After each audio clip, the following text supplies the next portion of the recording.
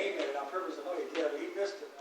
We're going to start the work session of, what is today, September the 17th at 4 o'clock with just Clerk Lovejoy Rowe here and Monica Ross Williams, trustee. Everyone else is either going to be here at 4:30 or 5 or 5:30. And Attorney Doug Winters. And first on our agenda is the 2020 budget review for planning, the Planning Commission, the ZBA, building law and code enforcement, nuisance abatement, and then the fire department. So this is the Office of Community Standards, and Michael Radzik, the director, is going to present his budget.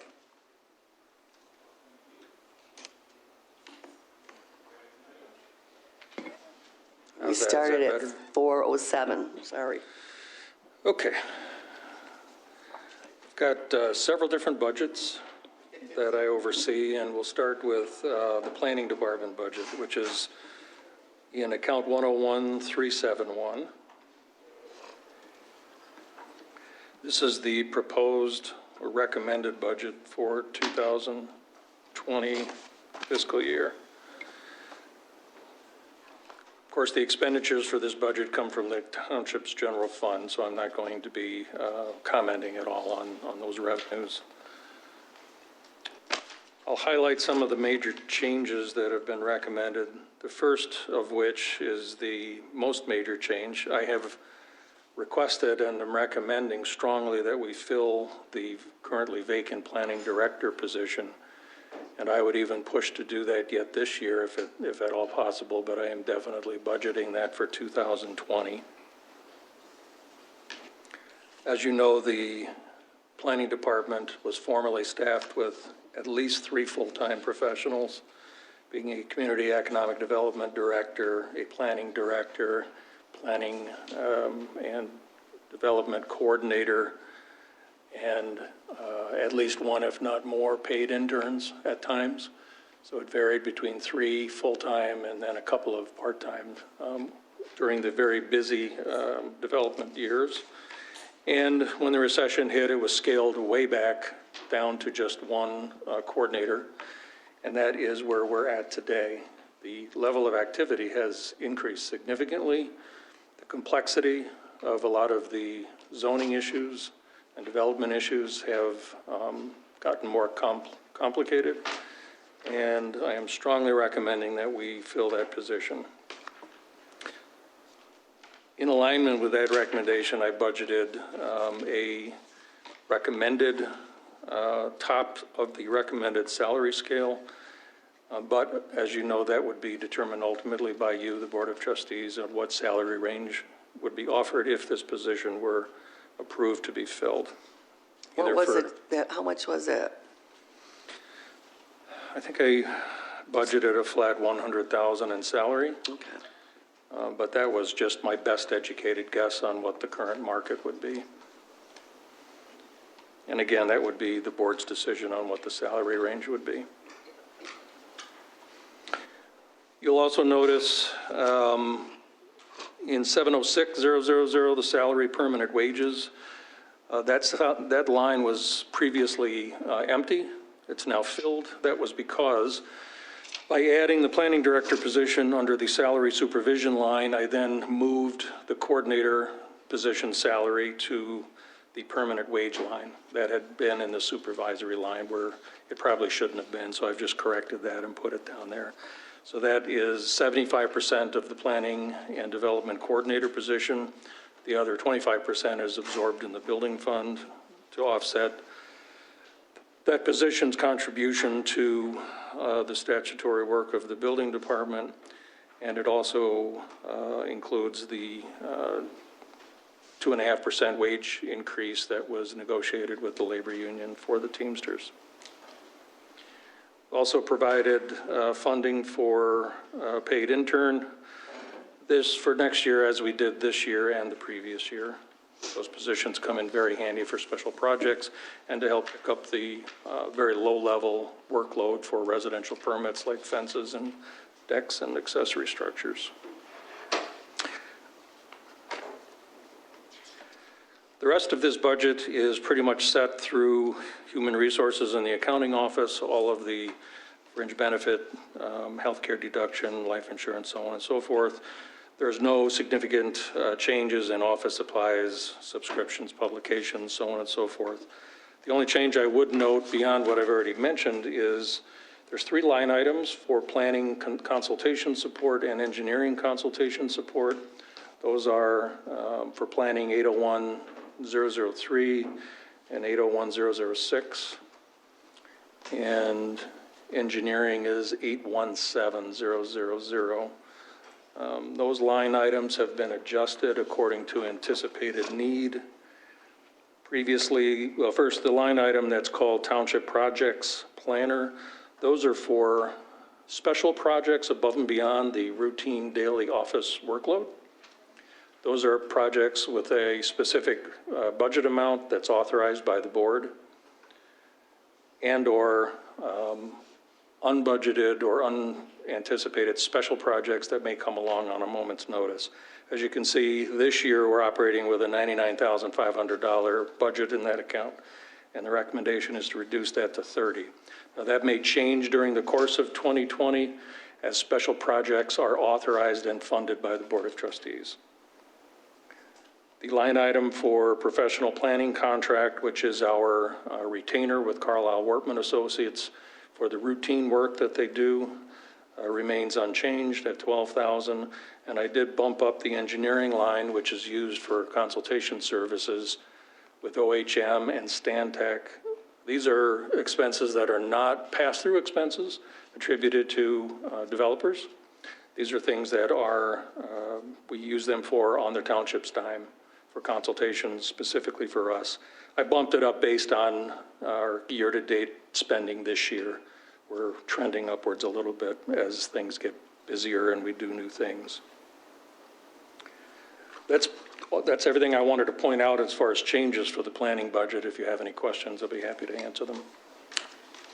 I had one, and I know this may be because I think it was noted that, where'd it go? There was a 20% increase, or will be estimating a 20% increase in the health insurance.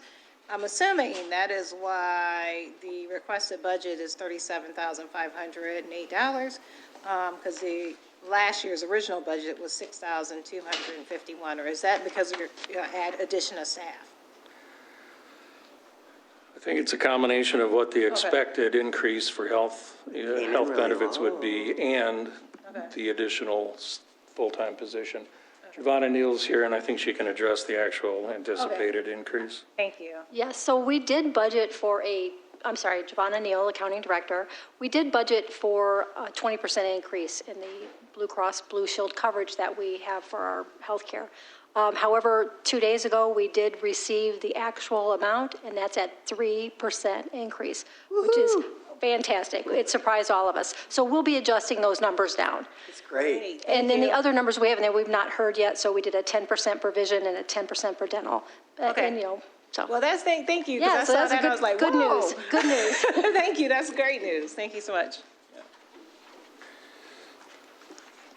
Continuing on, then, the other 2 accounts in 371 are 101-400 for the Planning Commission and 101-410 for the Zoning Board of Appeals. Those are relatively small budgets. Those are people that are appointed to those positions. The only change is that the members of those commissions and boards currently receive a per diem of $50 per meeting, and I'm recommending we bump that up to $75. I attend most of the Planning Commission meetings and a fair amount of the ZBA meetings, and because of the number of developments and the complexity of some of these issues, all the master plan recommendations, and next year we have the upcoming zoning rewrite that the Planning Commission specifically will be heavily involved with. Those meetings tend to run way longer than they used to. We have a very high-quality board in both ZBA and Planning Commission, and I think $75 per diem is well worth it and justified. It hasn't been raised in quite some time. And that's it for the Planning Department and the associated planning functions. Would you like to do the building fund next, Madam Clerk, or would you like to go to police and ordinance? Just do building, that's the order it is on the work session. Excellent. Thank you. The Building Department Fund is Fund 249. This fund is 100% funded through permit revenue and other revenue that the Building Department receives for work that it performs for its customers. The revenue projections are relatively flat. Projections are not exact science. We look at the actual revenues year-to-date this year as we project for next year, with the handicap that we're looking at those numbers mid-year, and so we really don't know what the rest of the year may or may not bring. But it's been trending pretty strongly in terms of new development and homeowner improvements to their homes. As I have done for the last many years, I always budget the revenue for the building department very conservatively. And if you go through the various lines for revenue for building permits, electrical, mechanical, plumbing, so on and so forth, you'll see that there are some differences. Building permit revenue is going to remain relatively strong. We have seen an uptick in the electrical permit revenue, as well as mechanical, as well as plumbing. There may be some upcoming anomalies in the building revenue categories, depending on the speed with which the American Center for Mobility moves forward with its tech park.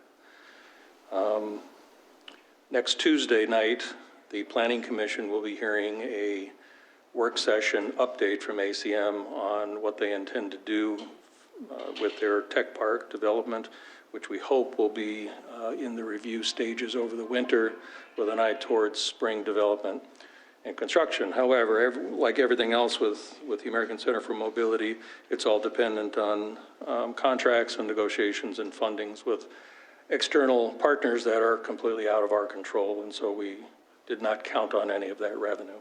If it materializes, that'll be good. One change I would note in the building department budget, in 706004 building inspection, this is the line item that pays the salary for the state registered building inspectors, and you'll see that it dropped. What number was it again, Michael? 706004. This year's amended budget is $123,000, and it's recommended at $61,000. The reason for that is when we started this year, we had 2 full-time building inspectors on the schedule. We then hired one of them, promoted one of them, Dave Bellers, into the chief building official's position. And in the 2019 budget, that second building inspector position remains on the books, but it is vacant. At the same time, our electrical inspector, Bill Balms, late last year received his building inspector registration credentials from the state. And he now also performs building inspections in addition to mechanical. And so for 2020, unless something completely unexpected happens, I don't expect having to fill that other position, that other building inspector position. We should be just fine. The other large projected expense that I want to bring to your attention, everything else remains relatively the same. Where is it? In line item 801000, professional services. This was the line item that we used last year to pay for the digitizing of the old building permit records in the property files prior to 2000. It was a contract through the State of Michigan Records Division in cooperation with Graphic Sciences, the private company that has the state contract. That was phase 1 of the digitizing of the building department records. Phase 2 and Phase 3 are budgeted for 2020, and that is an estimated budget for both phases at $150,000.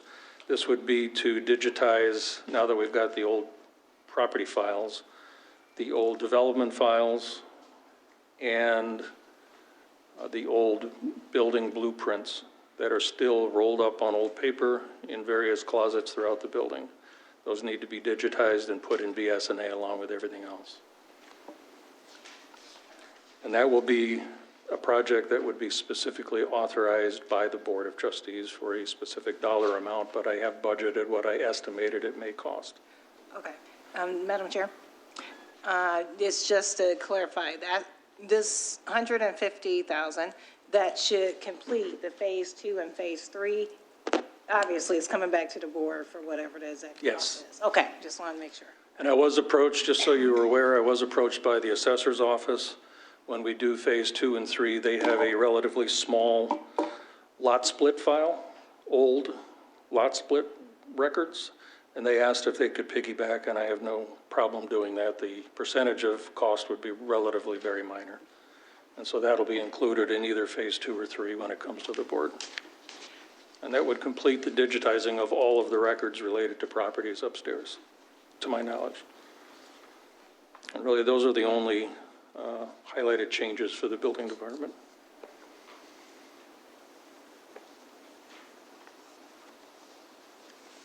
Is it okay to move on? Yeah, for some reason, I can't find my page with the total amount for the building department. The total budget for the year? Yeah, can maybe somebody flip it up? The green line one, yeah. I got the revenue, I was looking for the expenditures. 898's 378.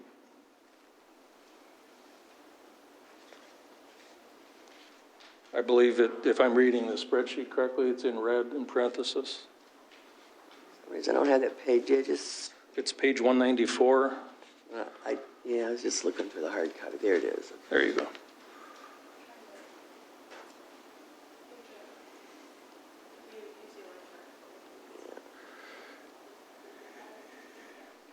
It's the line about the middle of that page that says totals for Department 249. So the amount over revenues is 126,000. Is that correct? $3,122 difference between revenue and expense. Okay. Projected revenue is 901,500, projected expense 898,378. So it's a little over $3,000 difference. So my question to that is, because everybody's predicting, which they always do, that we're going to have a downturn. So with all the money being spent that you're projecting that we're taking in, like what would happen if those permit fees aren't there and stuff? We would probably have to dip into fund balance to maintain staffing. We actually projected, the revenue projection for 2020 is slightly less than this year's. Did you? Okay. Yes. All right. Okay. Yeah. All right. Thanks. But we did take into account the projects that we're actively engaged with developers early in the planning that we know will go to construction next year. Okay. Thanks.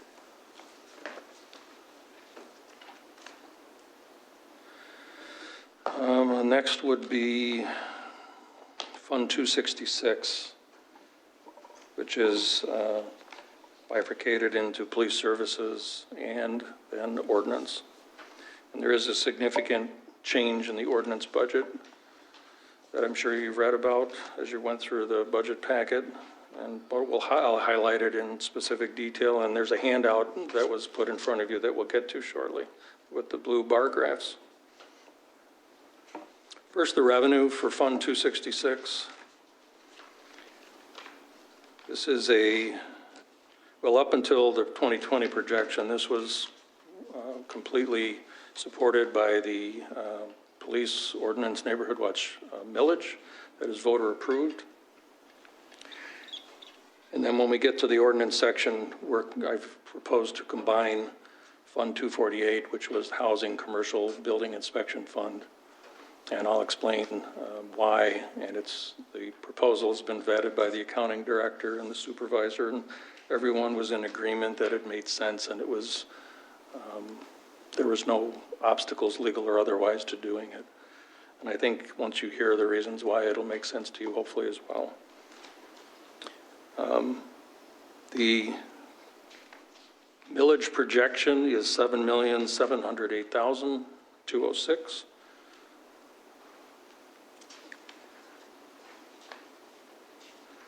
That is, looking for it here, sorry, a projected 4% increase over 2019 actual revenue.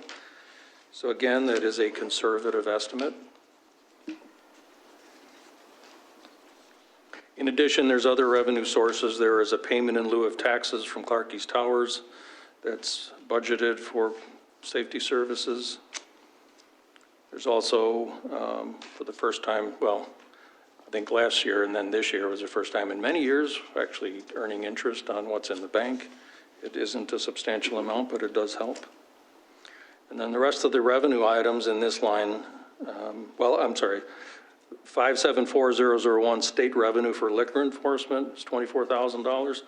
What that is, there's a statutory formula through the state of Michigan.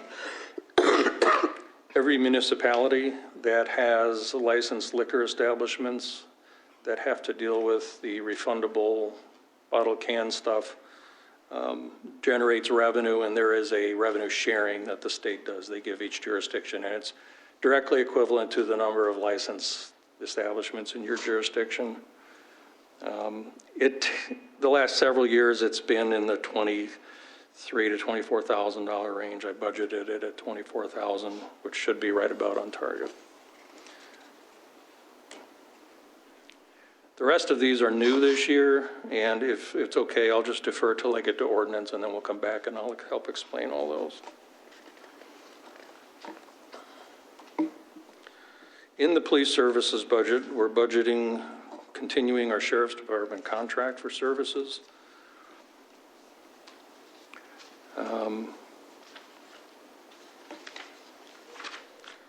Starting off with salary supervision, this is my salary and 25% of the OCS executive coordinator salary. There's a 3% increase budgeted for the director position, 2.5% for the executive coordinator. This was set by someone other than myself. This information was provided for the budget handout. We do pay for, this budget pays for one full-time custodian to maintain the law enforcement center on Huron Street and the Holmes Road neighborhood-based police station at Holmes and Harris Road. The rest of these are the same with no significant changes. I will, however, spend just a moment on 830004, which is called Community Work Program, because we had a very lengthy discussion last year about this. And it didn't work out as planned, so I want to make sure that the board is aware of what happened and what the plans are. As you know, roadside trash, unfortunately, is a huge problem in our jurisdiction. And we had hoped, and I had budgeted, to have a contractual arrangement with the Sheriff's Corrections Division that operates the work program so that the township could have dedicated work program services specifically for trash pickup. Unfortunately, we were not able to accomplish that this year for a couple of reasons. The first is I wasn't able to craft an mutually acceptable contractual arrangement, but more importantly, unbeknownst to me, and it turns out, there are relatively few participants in the work program compared to years gone by. I was used to what I saw when I was the lieutenant over there years ago, where there was always a crowd of people showing up to do community service, working off their convictions for various low-level misdemeanor crimes. It's not that way anymore, apparently. Magistrate Nelson informs me that 14B Court sends very few people to participate in the countywide work program through the jail because the economy is better and most people are opting to pay the fine rather than, I was going to say do the time, but do the work program time. They're not going to jail, they're just doing their community service time. Apparently that's the same in all the district courts in Washtenaw County, and so they have relatively few compared to previous years, people showing up to do this. There is a demand countywide for these services, and there was no way that they could provide us the level of dedicated service that we would need to accomplish our goals. So what I did instead, in consultation with the supervisor and others, I contracted with, well, it wasn't a separate contract, but our contract with our mowing company, Looking Good Lawns, based in Ypsilanti Township on E-Course, has a provision for trash pickup. And we expanded the scope of that and paid them specifically to do roadside trash pickup in targeted areas that where complaints were received from Neighborhood Watch and other members of the community. We spent a fairly considerable amount of money doing that. They were very responsive. On very short notice, they were able to get out there and hit certain areas, I think in advance of the air show and some other events, and some scheduled neighborhood areas that they were out there doing it. And so I'll be happy to continue to try to get work program services, but I know that that's probably not going to happen. So we can either continue doing it with this alternate private source, or we could go out to the community and look for another provider for those services, whatever the board chooses. Madam Chair, question. Thank you, actually, about the information on the roadside pickup of trash. I appreciate that. So with the, is that would account for the $20,000 increase, basically decrease, over 2019's amended budget, correct? Correct, because the private vendor is able to do it for considerably less than what I projected we would pay with the county. Okay, and I know I've seen some of the work that they've done off of US 12, actually, because it was pretty bad over there at the beginning of summer, and they have done a pretty good job. So my question is, at this point in time, obviously with the county not being able to supply the level of services that they previously supplied, would it be prudent to just continue that particular contract for the 2020 year? So that way they can start early, because what I saw anyway is that a lot of trash had accumulated early spring from the winter months. I think that would be a wise direction to go. Looking Good is locked in with us for 5 years with no rate increase. And I know they welcomed the extra work, and like I said, they were performing it adequately, more than adequately. So yeah, I think that would be a great idea. Sorry.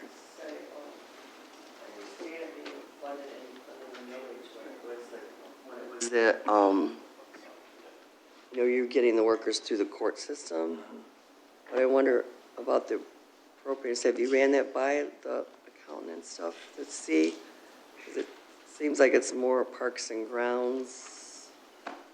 I have not. Yeah, I think maybe we should, because I think it might be More than happy stretching. to.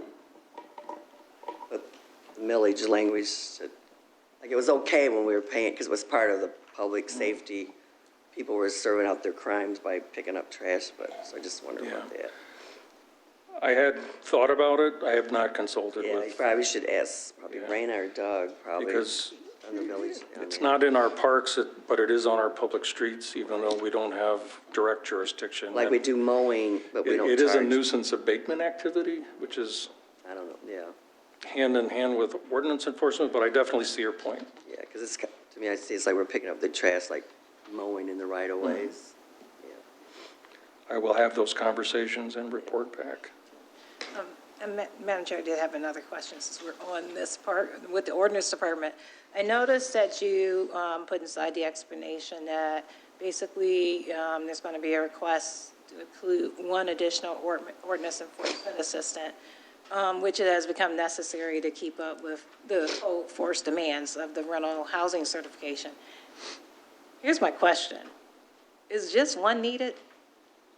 I mean, I'm just going to ask because, I mean, and the reason why I asked that question particularly is because we're projected by 2025 to have about 62,000 residents in Ypsilanti Township, and it'll probably even be sooner maybe than that, because we're at 57,000 now, and we don't have the current 2020 census information until the end of the year.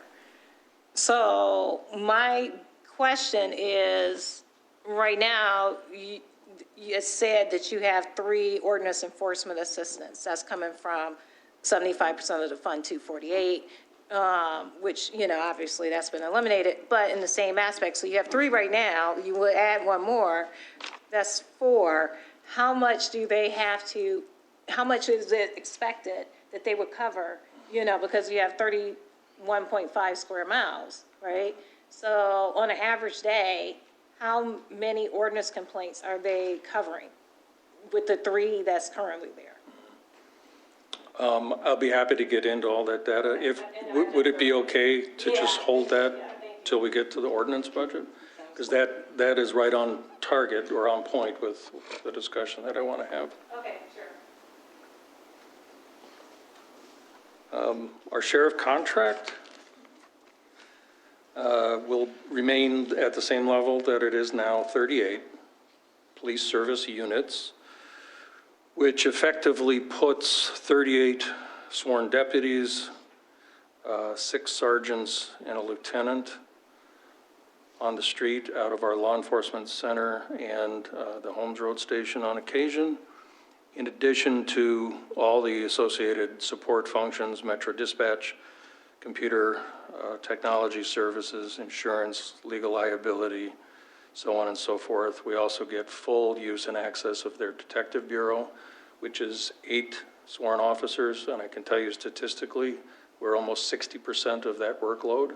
So you can add comfortably another 4 sworn to our effective contingent, as well as all the other countywide support services that the sheriff participates in, like special weapons and tactics, SWAT, crisis negotiations, the computer forensics lab that they have a detective assigned to at the University of Michigan, canine services, so on and so forth. We also still maintain an office for the Detroit Fugitive Apprehension Team through the U.S. Marshals at our law enforcement center. And there are parole and probation agents from the Department of Corrections that float in and out of there working hand in hand with the neighborhood deputies on a regular basis. There's also a large number of state troopers that have door access cards and come and go and use that station quite frequently. In terms of the 38, you'll recall there were 35. We added 3. They were not able to fill those positions soon enough. As of Monday this week, the projection is that they're very proactive in trying to hire as many people and train them as quickly as possible without dipping down below their minimum standards. As a result of that, what I've been told is as a result of that philosophical theory that they've adhered to, the washout rate for new recruits has dipped much lower than it previously was. So they're getting higher quality people, maybe waiting longer to get them, but they're not washing out and they're retaining those new recruits.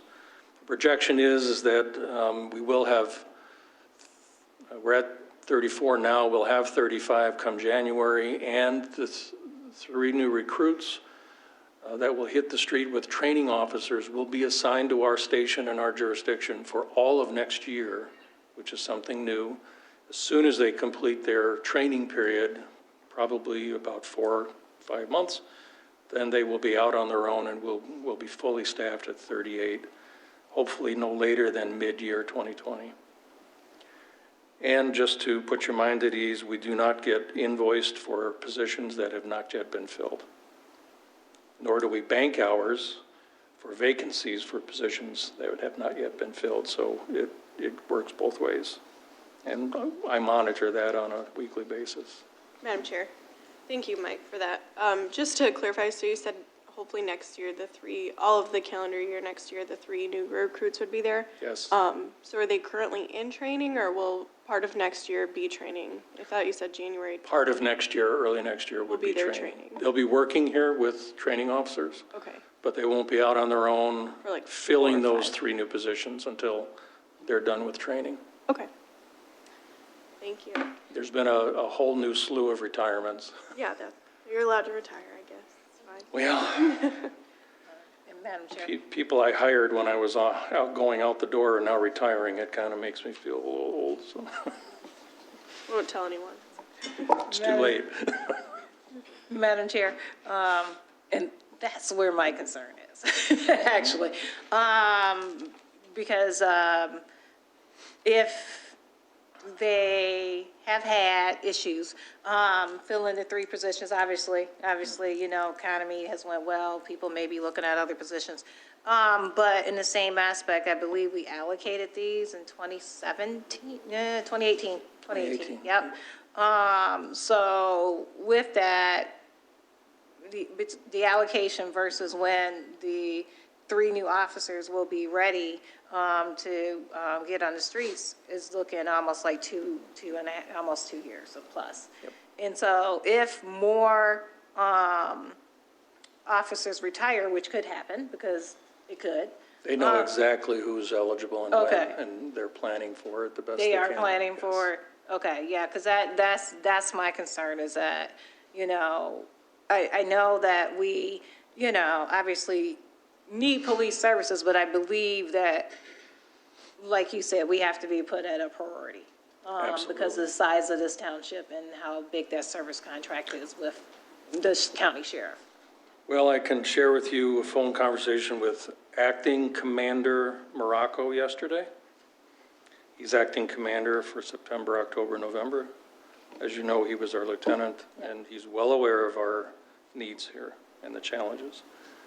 And historically, when there's vacant positions in the various, I think there's 12 different contract jurisdictions, the various operations lieutenants literally have to compete for resources. And Mike informed me that Ypsilanti Township's vacancies will be filled as a priority.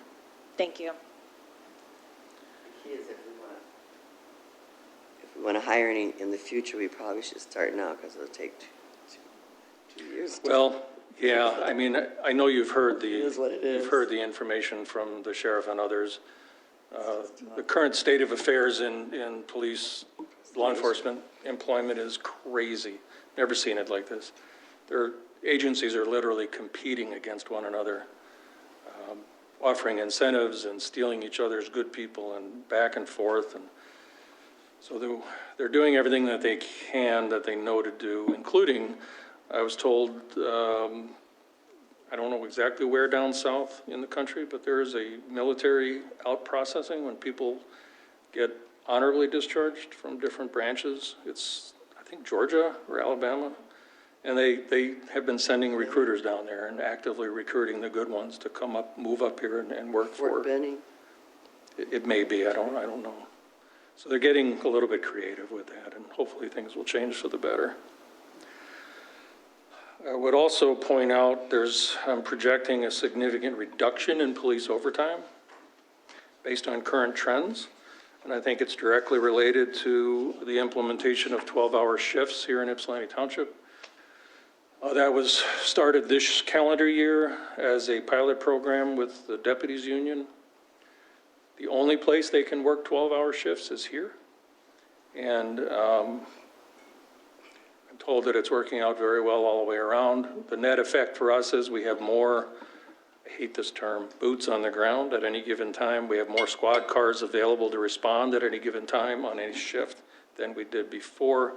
And I'm seeing the net reduction in overtime spending as a direct correlation.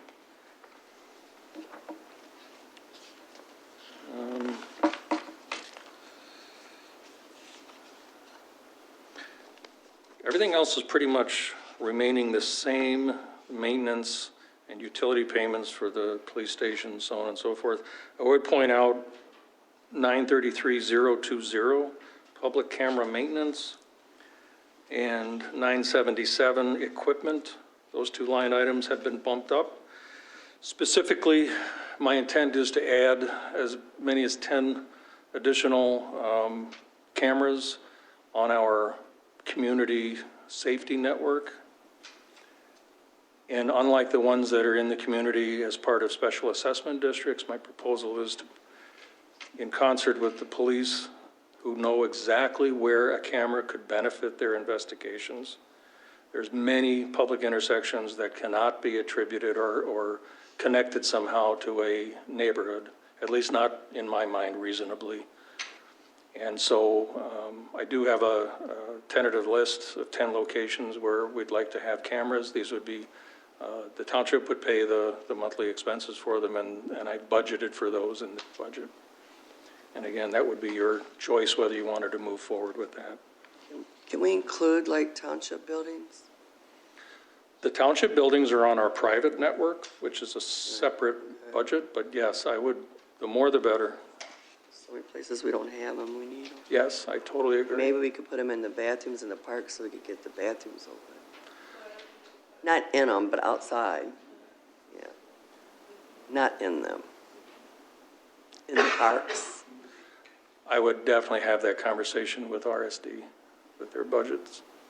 I believe that's where those are funded. Right, thank you. We will. Mike, I know you said you're going to be bringing this back to the board, particularly the intersections that you're looking at, but will that also help for traffic enforcement, like determining maybe in some cases who did an accident at what intersection? If a crash was captured on camera, which is likely, yes. Okay. I'm also looking at switching at those intersections, using a different type of camera that is more of a 180-degree view rather than a more narrow view. As you know, in addition to the Sheriff's Department, Travis, myself, and the RSD director have authority from the board to go in and look and to access and maintain and use the system. I have learned how to use the privacy functions. So if there's a camera looking down a street and it's capturing the front yards on both sides, you can intentionally block that out so it's not viewed or recorded. And I'd be happy to show anyone that wants to see a still shot of one of those camera views so that you are satisfied that that is being done. I appreciate that. Thank you. You're welcome. All right, on to ordinance.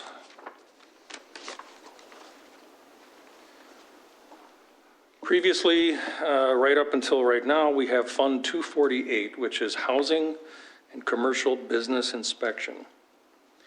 This is where the revenue and the expenses for all rental property inspections, both single-family, multifamily, and now mobile home, as well as all commercial business inspections, i.e. the business registration program, as well as vacant residential and vacant commercial structures, registration, inspection, so on and so forth. Just to give you a very brief historical perspective, which would, I think, help understand. This fund was created in 2007, 2008, when the township first accepted a community development block grant to start a pilot program to register and inspect single-family homes in low and moderate income neighborhoods. West Willow was the original pilot neighborhood. It then expanded to Sugarbrook, the Holmes Road area, and a few others. And we were citing so many code violations. The evidence that we were improving the quality of our rental housing stock for our residents was abundant. And so over time, the board agreed to open it up township-wide, not just in low moderate income areas. The grant funding eventually disappeared, and it has survived exclusively on the revenue from the customer. The reality is we currently have 5 people in our ordinance department. There's 2 ordinance administrators, Mr. Elling and Ms. Kohanek, and 3 ordinance assistants, Mr. Gooden, Mr. Greenwood, and Mrs., I hope I say it right, Mahia, formerly Lindsay Neal. Yeah, she got married.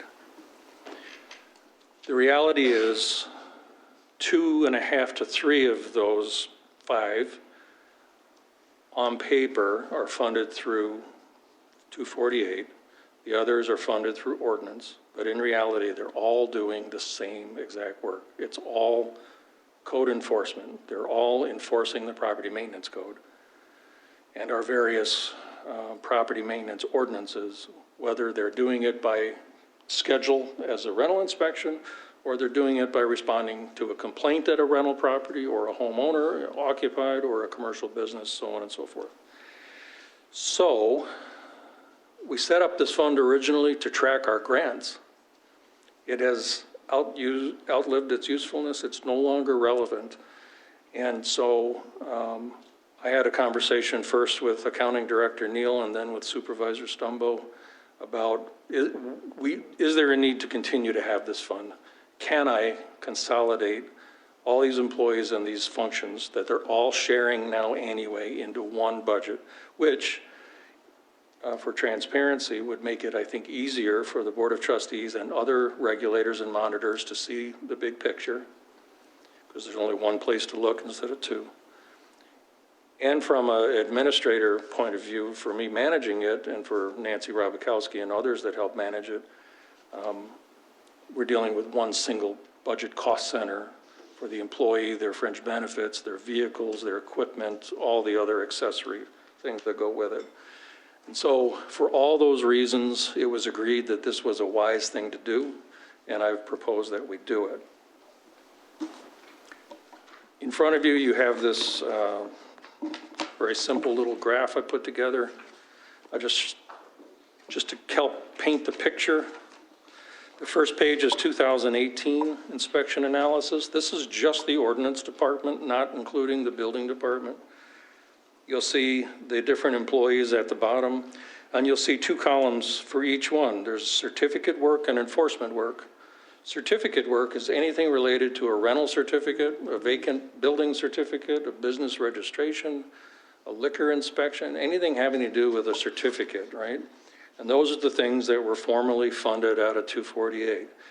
The enforcement is the regular, what most of us refer to as regular old code enforcement. My neighbor's grass is too high, their trash is blowing all over the yard, they have construction debris laying out, their gutters are falling off the house, all those types of things. The reality is, as you can see, all of these employees, and it varies based on their assignments, they're all doing certificate work out of 248, they're all doing code enforcement out of 266. So it makes sense to just combine the revenues. Now, in terms of, well, the second page just takes the first page and breaks it down a little bit so you can actually see by employee. There's liquor, multifamily rental. The rental 24 is single family rental, vacant buildings, commercial, vacant residential, code enforcement, junkyard licensing, liquor, so on and so forth. Just breaks it down a little further. The third page is the same thing for this year to date through this morning. So you can actually see that breakdown, and some of the employees are different. Hector Cartez is a full-time temp that's working because we were falling behind, and our ability to do proactive regular code enforcement was suffering. And so we brought in some temporary help, which I'm hoping to make permanent. So this just kind of shows you in a visual way that regardless of which budget these employees are in right now, they're all doing the same thing. It's all ordinance enforcement. It's all the same code book. It's all the same work. It's just coming to them in different forms. Madam Chair. Mike, I was just wondering if, this is super helpful, but like I'm just like looking at the first page and like I'm just curious why there's such a big variance between the number of, I don't know what you want to call them. Employee workload distribution. Yes, yeah. If you can explain that a little bit, and then just like from your perspective, because I always wonder, like when we talk about our multifamily housing, you know, and like how many hours goes into that versus how many hours it takes to, you know, instead of doing a multifamily house, going to, you know, 3 yards and saying, oh, you're right, your grass is too tall, you know, so I understand there's a bit of difference in the time it takes to do that. But overall, I feel like, you know, in the last 3 years on the board and even prior, like, it just feels like, and this is a feeling, I don't have any facts to back it up other than my own, like, experience, but Sure. I feel like there's so many code enforcements that we could be attending to or dealing with on a faster track than we actually do. So it feels like there's maybe not enough staff to handle the workload. It's a great and fair question. The first part of it, the distribution, the graphs can be deceiving. Yeah, Yeah, there's about a so let's just 2,400 take, difference on the between first the page, let's highest and just lowest. take employee Mike Gooden, okay? You can see the bar for certificate work. These are the number of actual inspections.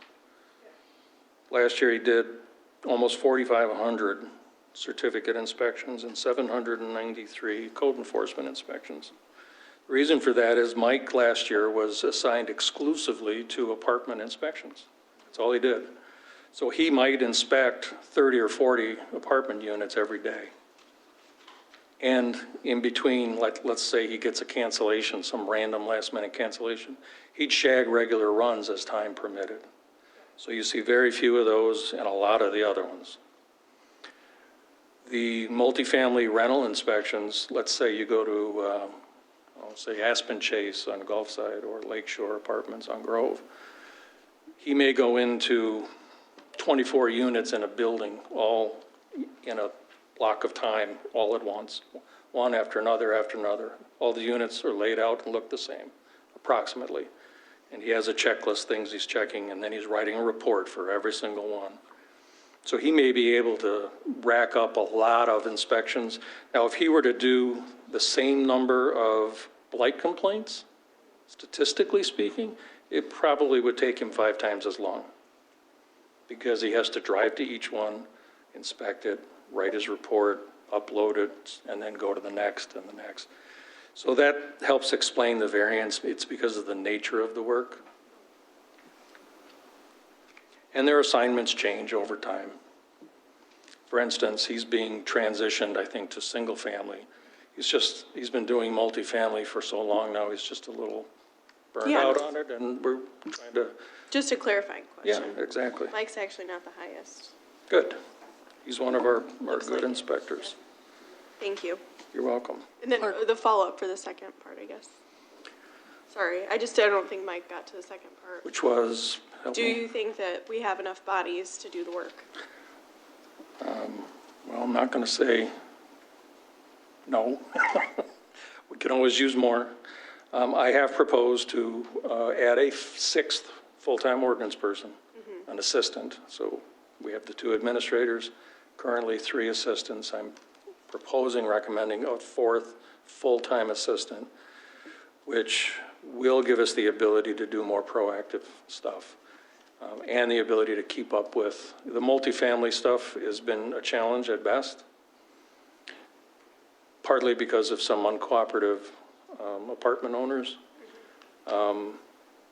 We also did not anticipate the number of mobile home units that were being rented. We knew approximately how many mobile home units we have in the township, but when we changed the ordinance to include all forms of rental housing, we didn't think 75 or 80% of them were rentals. We thought the number would be much lower, so we picked up several hundred more of those than we expected, and we're trying to keep up with them. I had a question. So the plan is for all the certificate, which was the rental and vacant housing. Those are people who do that, right? The plan is to have all of the ordinance staff in the same funding, cost in the center. same cost center. My question is, do they enforce more than just ordinance? Do they enforce building code? No, not building So code. none of our rental inspections involve building code? Correct. Property maintenance They're all code. property maintenance, and none of them, the vacant housings are not, it's all just ordinance. It's all We're not- ordinance. So what if they find a building code violation when they're doing? If they find something that's above and way above and beyond the property maintenance code, Yeah. like some structural issue making it a dangerous building, then a building inspector gets assigned to go help them, and they open their own case on it. And I just asked that question because I know the millage language is very specific, but it does say it covers ordinance. So your take is that all these people are enforcing ordinances and not Yes. doing anything else? Yes, exactly. Okay. And then another question I had is, we were always interested in knowing whether the revenue, we knew it was going to take some time, whether it actually generated enough to pay for all the vacant and commercial rental and vacant inspections. And can we tell that somehow? I can tell you, on this budget, I wanted to point out the revenue. First of all, workload-wise, in 2017, from 2017 to 2018, the number of ordinance inspections went up 47%. In 17, we were averaging about 288 ordinance inspections a week, and last year, we were at 424 a week on average. This year, it went up another 8.25%, over 18. We're up at 459 ordinance department inspections per week.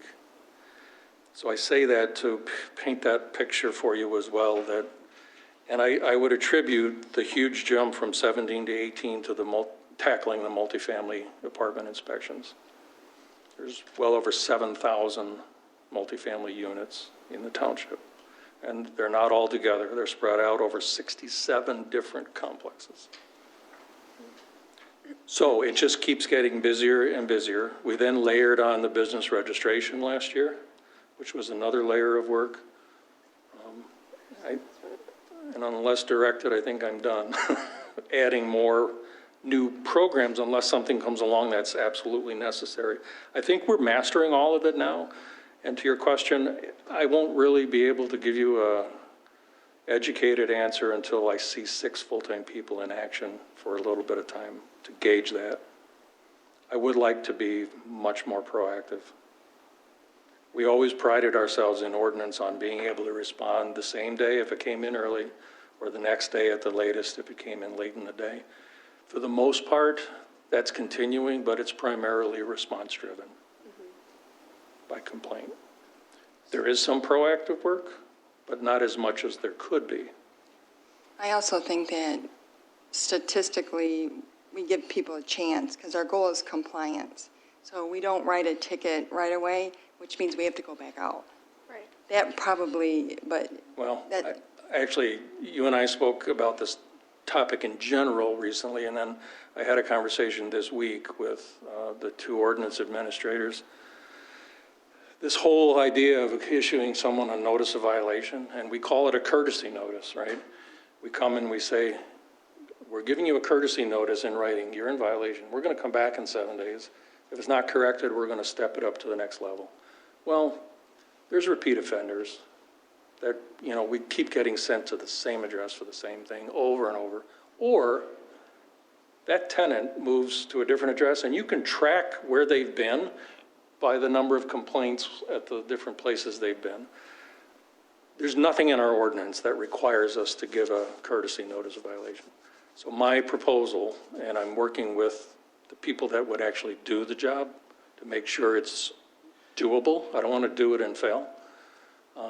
When we identify those chronic offenders or those chronic landlords that we're always, no matter who's living there, we're always going there for something, we just go right to ticket. No warning, no courtesy, nothing. You just go right to ticket. Now, the challenge is, if I write you the ticket, you can run to the court, pay the ticket, and never fix the problem, which is going to be a burden because we're going to be scheduling a lot more hearings in front of the court. So I got to get them on board as well. But those are the conversations that I'm having right now to try to address that. Madam Chair. I didn't get an answer, maybe I missed it, or maybe you don't have it, and you got, is the revenues versus the cost of the vacant in the building.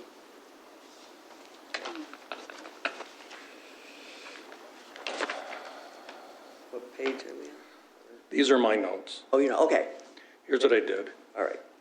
On the revenue page for 266,304, you have in front of you this revenue.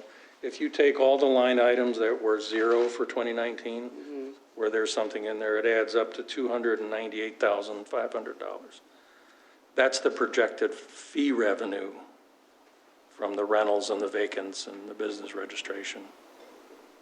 That's up $5,000 from this year. So that fund has been self-sufficient, but again, it's funding people who are doing both jobs, and it's not funding people who are also doing both things.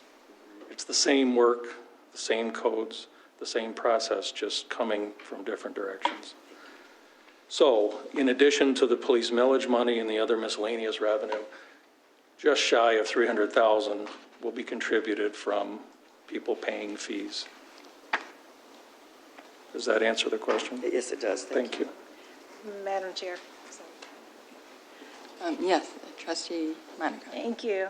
All right. So I'm going to drill down here, Mike. It goes back to the question I asked you. I know you're looking at what you have for 2019. Obviously, you have, let's see, 1, 2, 3, 4, 5, 6, 7. 7 individuals working, basically doing code enforcement, and then also 5. Okay. There's another one that's on here, looked like Nolan Escobar. Is he? Nolan Escobar was a young man we brought on as a Okay. temp, and it just didn't work out. He was It only didn't work here out. a Okay, so couple he's weeks. gone now. Okay, got you. All right, so 5. And All right. Hector Cortez is currently, he's only been here a couple of weeks. Okay. But he is full-time temporary for 90 days. Okay, all right.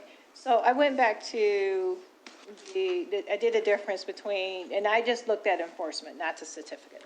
Can I ask what are you looking at? Okay, so I'm looking at 2018, basically inspection analysis. Okay. And I'm looking at basically the same thing for 2019. Okay. So I added the numbers, and I hope my numbers are correct, but, so what I have for just enforcement alone is 14,290. In 2019, so far, you guys have did 7,242, just enforcement. I'm not looking at certificates. Okay. The difference between that basically is 7,048. Now, if you divide it by 5, that's 2,858 enforcements per person, which gets back to the question I had asked you at first. Adding on one additional staff member will, obviously take that away from, the ones that are currently there.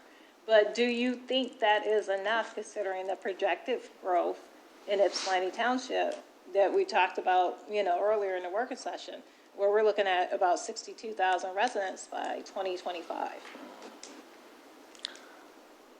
I mean, I guess I would say by 2025, yeah, we'll probably need additional help. Now, whether we'll need it in 2020, beyond the one more I'm asking for, I would really need to see and experience that before I could answer that. I don't know how quickly we would need to add staff. I do know that being more proactive is a priority for the neighborhoods, for the board, for our staff. I can tell you from talking with the people doing these jobs, when they're leaving one rental inspection and they're running 10 minutes late for the next one across town, and they're driving past that house with the tall grass, it bugs them. But they have responsibilities. They're competing. They're conflicting at times. So, yeah, we would like to be more proactive. My thinking is if we do approve the extra body and we get them on and they're here for a couple months into the spring, once we get past the winter, I can have a better gauge and maybe add incrementally, maybe a part-timer, and go from there. But I'm all for more code enforcement. Yeah, and I'm not trying to basically just say, okay, well, we just need extra code enforcement, but in the same aspect, my concern is as the township begins to change, as you know, areas like mine have a very high rental rate. Yes. And so, and that's also in other areas of Ypsilanti Township. And I'm not saying that just because people are renters, they need more code enforcement. That is not what I'm saying. But in the same aspect, what does happen sometimes is that code enforcement is needed in certain pockets, if that's a good way to say it. And so my concern is just to make sure that, we're keeping, Ypsilanti Township as a 21st century community, that we have enough enforcement where needed in order to take care of what we need to take care of. Well, there is no question, statistically speaking, neighborhoods with a higher percentage of rental properties have a higher percentage of code enforcement. We know that from the statistical analysis that was done for us, looking from 2007 through, I think it was 2014. And they tend to follow the same lines of property crimes and violent crimes against persons. Those trends tend to be very similar. Thank you, and thank you for, at least, looking at, if need be, maybe adding on another part-time person, if need be, after you do your study in the middle of next year. Absolutely. I'm sorry. Clerk Rowe? Yes. Do you think it might, and I know this is kind of off the subject, not part of the budget, but do you think it'd be something to think about if we could get some sort of ordinance? Because all of us, and I'm sure your ordinance officers even more than me, are so tired of the same exact houses that have been years, that we could call on them every single week and they'll clean it up. And is there a way perhaps you could actually not just go to the ticket, but go to increased fines for the same exact violation, say within 30 days or something? I don't know. I don't, and most of them are landlords. They frankly don't care. And just to get a warning and clean it up, that's fine with them. And then they can go back to their business as usual until I happen to drive by or you drive by or a neighbor. Because what happens is our residents get so tired, they don't even call anymore because they know they're just going to do it and do it again. And it's frustrating, I think, for everybody. I've heard that sentiment, and we're really trying to Solution. change the way we do business in order to address that. I know there are ordinance, I don't know that we necessarily have them, but I think there are cases where you have a fine, maybe one thing more like state, like when you violate like a liquor thing, you get one violation and then the next it goes up. That it's graduated to Our some code kind. of ordinance has a second offense and third subsequent offense where the financial penalty goes up. So we would want to have that conversation with the court administrator in terms of equitable enforcement. And I really do think we need to move to this model where these chronic offenders, we don't do notices of violation. We cite them, and if we need the problem fixed, in addition to the fines, we schedule a hearing in front of the magistrate or the court or the judge. Maybe after so many times, we just automatically go circuit court. That's another option. 6 times in Public and 4 answer. months, we're done. Yeah. Because we have to do something different because it's not working with these same habitual people. Yes. They don't care. Yes. Whatever we're doing is not enough. Yeah, and I know you and Supervisor Stumbo are aware of this as well as Mr. Winters, but for the other trustees, it just seems like every time you turn around almost, there's another something that wasn't there before, or it was, you just didn't know about it. Case in point, this house on LeMay Street. There was a client of Community Mental Health who was living in Ypsilanti Township. Police were fed up, constant calls, the neighbors were fed up, so they move him to LeMay Street in Ypsilanti Township. Same thing happens, only worse. Ends up arrested. Now he's on Candlewood. Then he's going to be somewhere else, and it's ordinance, it's police, there's no tracking mechanism in place. And so I don't think the ordinance department by itself will ever solve this, or the police, or the Board of Trustees. We need to get a comprehensive group of stakeholders together and really dig down into this, And I agree with you about these landlords. Some of them are wonderful.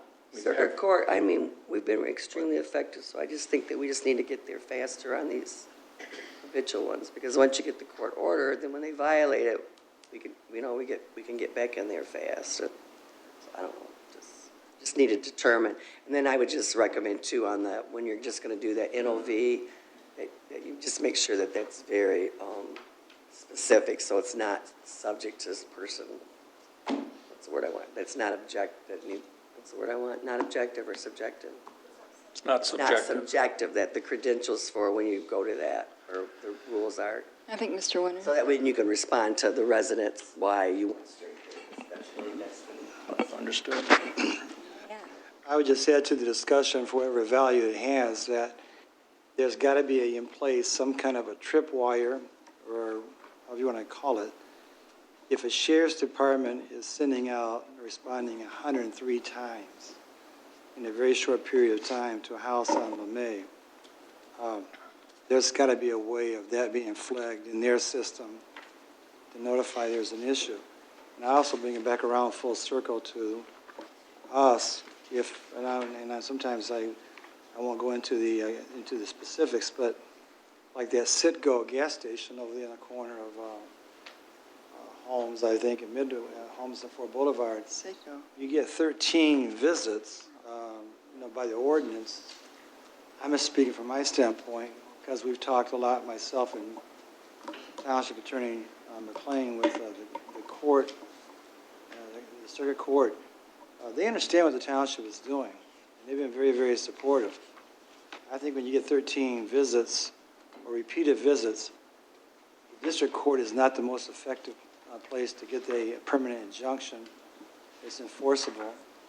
And I'm not saying every time someone gets a ticket, you go to circuit court, but everybody knows who the actual really bad actors are. And I don't think it's really cost effective at times for ordinance people to go to the same place a dozen times or better and expect that result to cure itself. I just add that because over the years, Mike has probably testified as much as any person in the circuit court. I think he can confirm as well as what Karen says and what Brenda's seen, as well as everybody else up here, if Larry was here. We've had a very responsive circuit court bench. And things will change in the next few years. And so if there's really recalcitrant, bad people that just don't want to do right by the township, I think 12 times is just 10 times too many, quite frankly.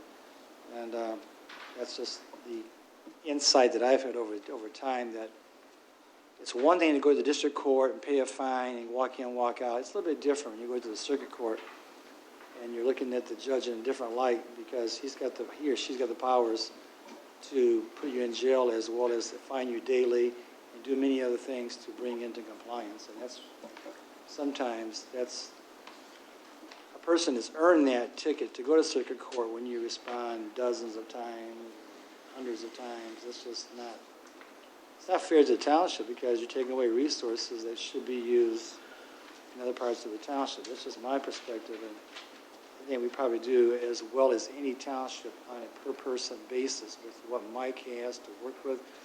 I put out an ordinance, administrators and officers up against any community of our size, with the number of cases we handle, and I know the number of cases that Denny and Angie and myself are handling for a 3-person law firm that serves 55,000 people.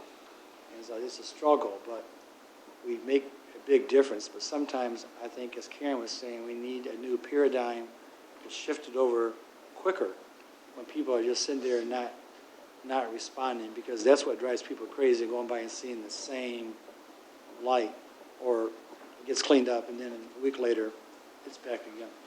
So I just add that for whatever it's worth. Madam Chair.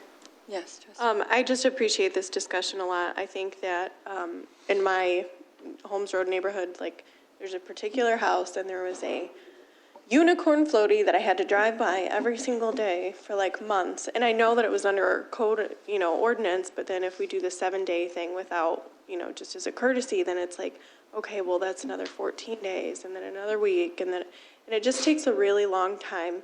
And so I find myself becoming frustrated with that as a board member, but every resident who reports stuff gets really just frustrated with it. So I think that it's a really good just discussion, and then maybe in the future we can discuss, like, is there another like tripwire or something else that we can do to just make our efforts more effective versus sending our same ordinance people back out over and over and over and wasting resources. So thank you for the discussion. And also, none of this, Mike, is to pick at your group. You guys all do a great job. I know all the ordinance workers do a really good job and try very hard to keep our township looking great. It's not taken that way, trust Good. me. It's Thanks. all good. Any other questions or comments? The unicorn's gone, by the way, finally. The last budget is 893 nuisance abatement. This is relatively unchanged.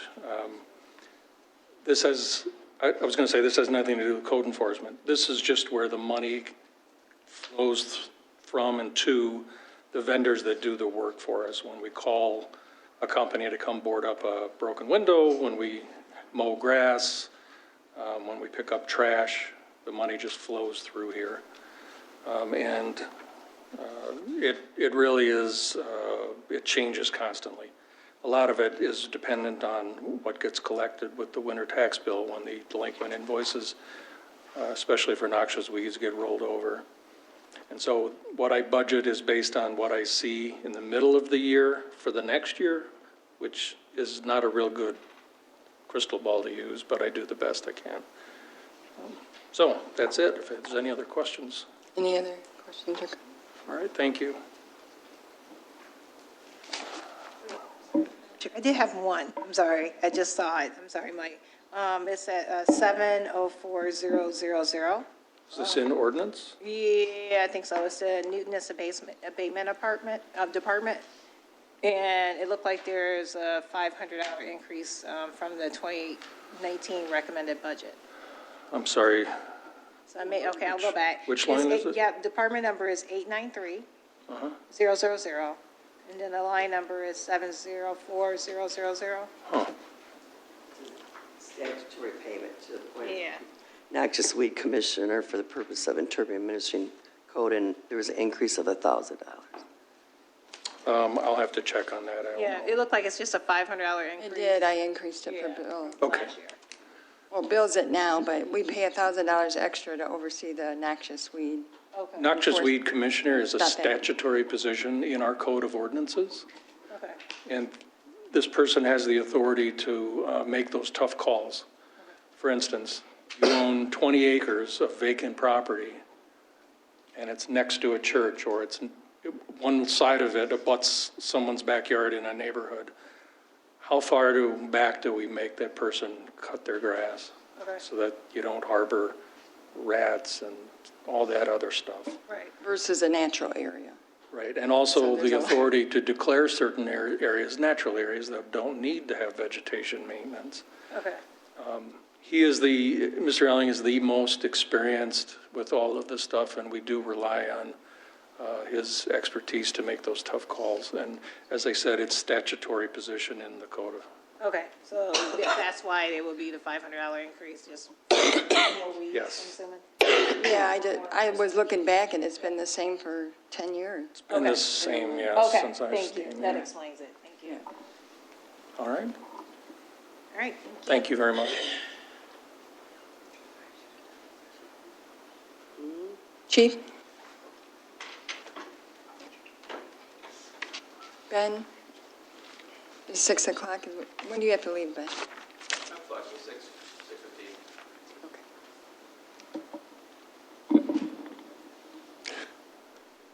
Good evening, Board. Glad to have this discussion with you about this 2020. Good evening, Chief. Good evening. Glad to have this discussion about the 2020 Fire Fund budget.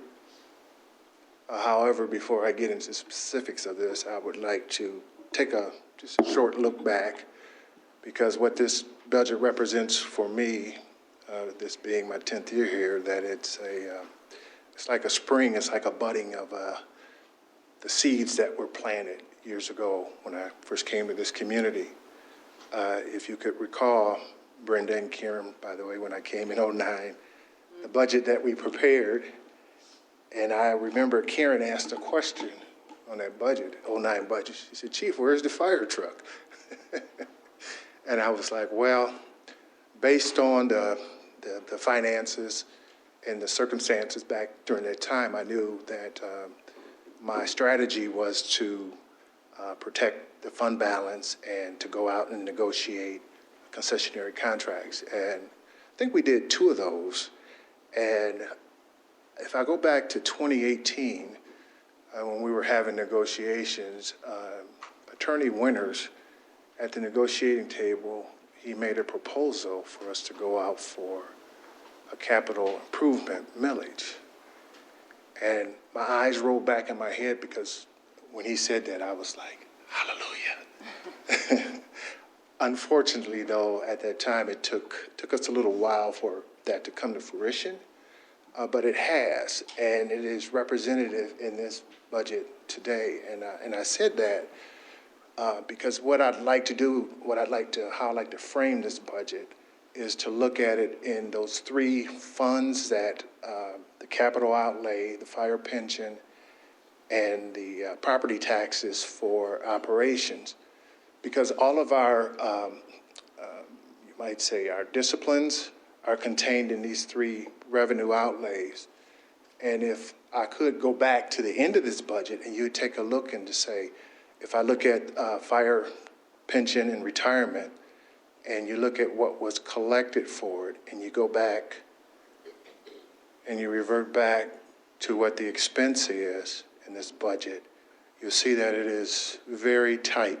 So in 10 years, I've been at very tight budgets.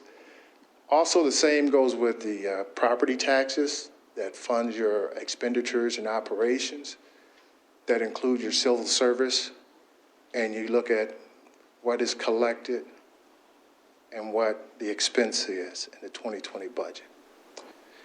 And lastly, with that capital outlay, because that was one thing that over the years I couldn't plan for, I couldn't budget for, was capital improvements to your stations and to your facilities and to purchase new trucks.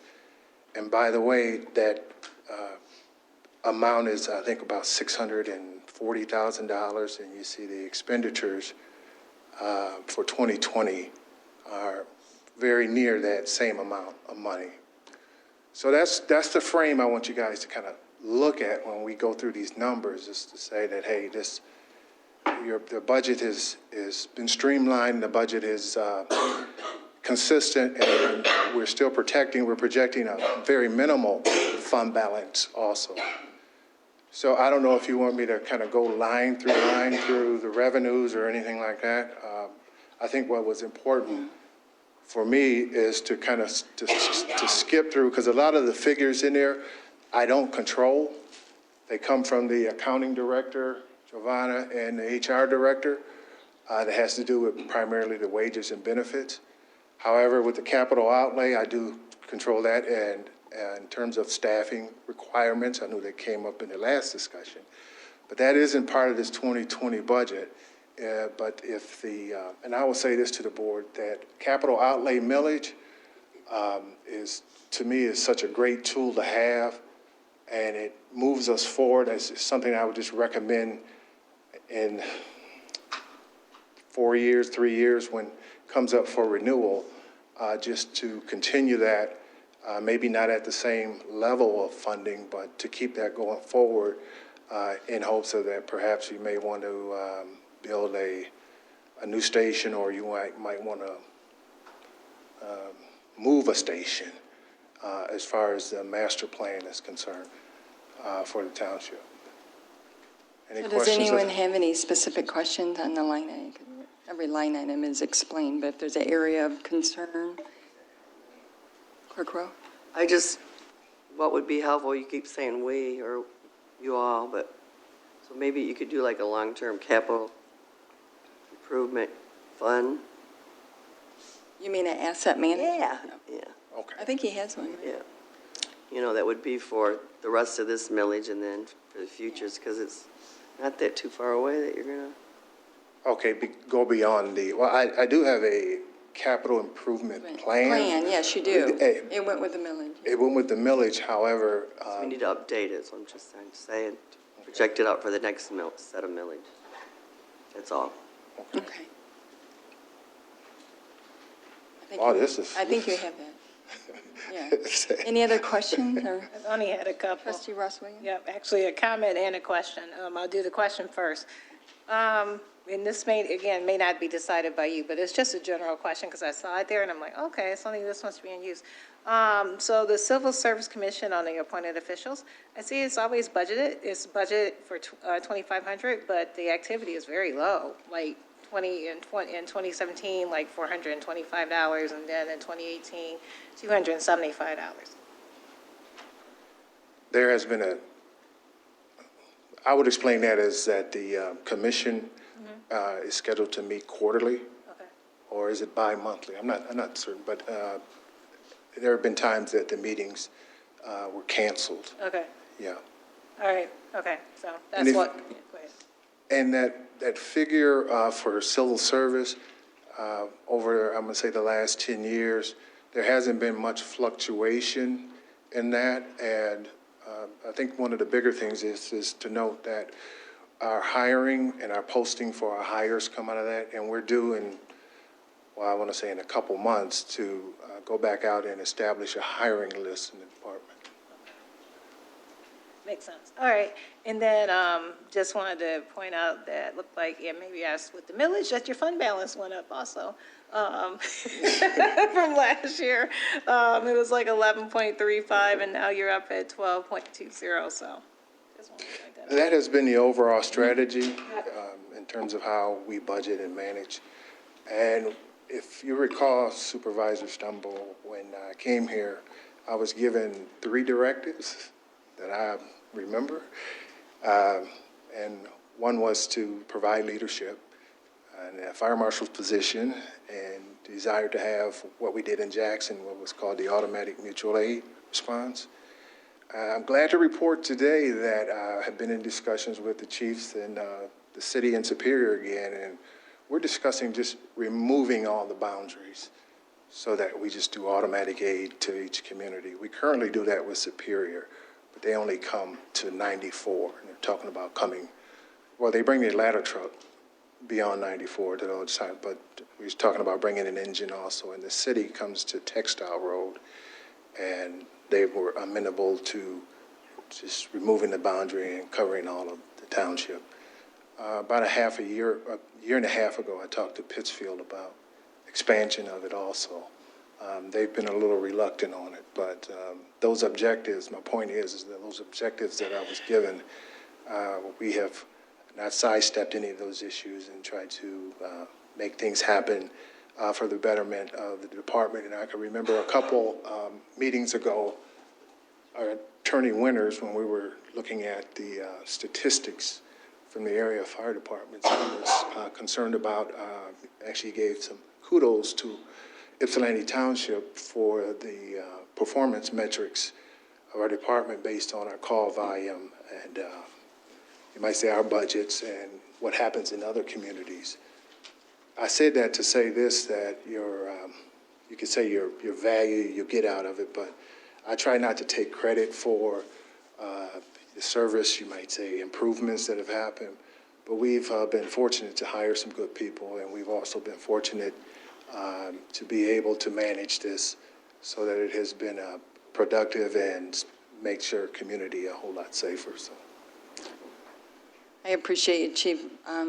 What Chief Copeland's alluding to is that he started in June of '09. '09, yes. And the article had just come out in the newspaper about the GM plant closing. And he was actually upstairs signing the documents in HR. And he looked at me and he said, I read the newspaper. I was wondering how that's going to affect us. And I said, it's going to be a challenge, but we can get through it with your leadership. And I'm so thankful that you stayed anyways, because you could have walked right out the door. And it's been a rough or challenging. We've all learned a lot. And your regional approach was your idea, which was a great idea, because it gets more boots on the ground, which helps our employees, as well as, of course, saving lives and protecting property. But yeah, I remember like it was yesterday. Like, he's going to walk on me. That's what's going to happen. And you didn't, so thanks for sticking with it. Thank you. Madam Chair, Yes. I just had one, like, general question. You could like, without going line by line, I was just wondering for some of the activity for 2019 it goes through August 31st of the year, but some of the, like, balances there for the activity are so far off of, like, you know, what was predicted for, or what we actually spent in 2018. So I didn't know if that's, like, how you guys submit your, like, reimbursements or something like that. Like, I'll give you one example, and I'm not picking on anyone in particular, but like the firefighter clothing allowance, right now our activity is only 108, but we have budgeted for the 2019 year, 5,600, and so looking at the 108, I'm like, well, we don't need $5,000 again next year unless you're expecting it to be submitted later or. I am expecting it to be submitted later. What we were looking at is the work shirts, and a lot of times when you see your firefighters in their apparel, and I know recently I got some feedback that some of it wasn't as, looked disheveled, let's put it that way. And- So what And the my point question is isn't to about buy the uniforms. shirts. It's Yeah. not about the shirts. It's about like, why have we only spent $108 of this year's 2019 budget so far? To answer your question is that I have a project manager over that, and he's getting sizes and he's getting information Or like in order for- to set out for the purchases of that. Another example would be like the fire comp time payout is only 5,800 so far, but we have budgeted for the 2019 year, 71,000. I think Karen. Is it like is some like reimbursement thing or They don't just a get paid out lag? until certain Just a moment. times of the The year. person who's doing the minutes, Giovanna Neal, our accounting director, is at the microphone. Thank you. Yes, they don't get paid out until certain times of the year. So the one you were talking about, the food allowance, that's not until December. Okay. So that's why you would not see anything until later on. They have time periods that those are all paid out Okay, on. that's what I was, thank you. Thank Yeah, you both. there are several other line items, Heather. I would say like maintenance contracts, and we do the siren repairs. We historically have done them in December, and when that happens, it's usually about $5,000 or $6,000, but you probably won't see that come off of the maintenance contracts until December. Okay. Hospital physicals is another. We just did them in last week, last week, and that's 15,000. Okay, and that will probably be gone, but we've carried that amount, I think, for the 9 months. Okay, Okay, thank you. All right, any other questions? Thanks, Chief. thank you. If it's okay with the board, well, can we go to the old business, the private road variances? Ben and the petitioner is here, and Ben has an appointment. Megan will stay for the regular meeting. Is that all right? Wait, is that all right with the board that we move to the, okay. Thank you for accommodating me.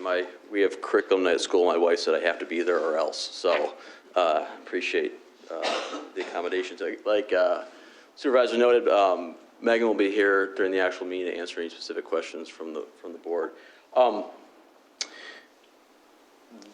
I trust that everyone had read my memo in the packet, and this has this project has a fairly long history in a short amount of time. At the last meeting, there was discussion about what was actually being asked for, and what was being asked for is 2 variances from the private road standards. The first was for the length of a private road without secondary access, and the second was for a shared driveway.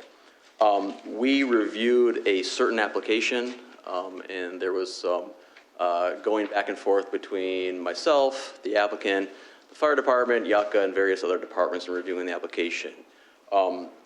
When it came before you, there was still some confusion about jurisdiction and the requests, et cetera.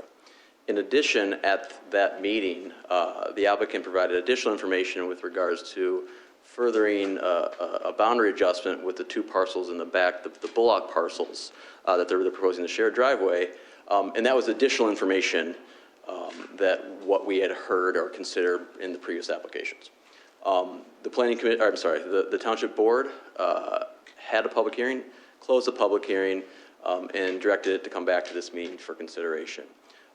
Subsequent to that meeting, I had talked to the applicant and said, please provide us with your actual plan of what you actually propose to do here, including the lot splits.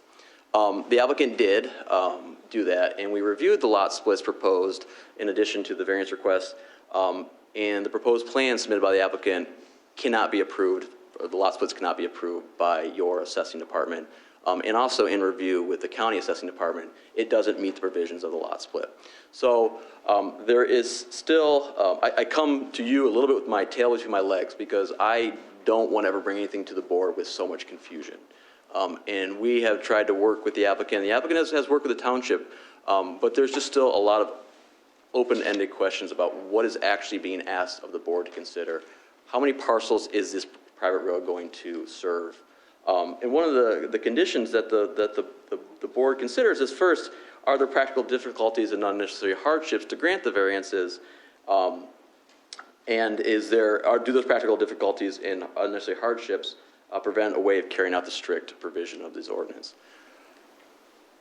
It's a very difficult question to answer because there's simply so many questions with regards to this proposal that I can't stand in front of you today and give you a recommendation either way.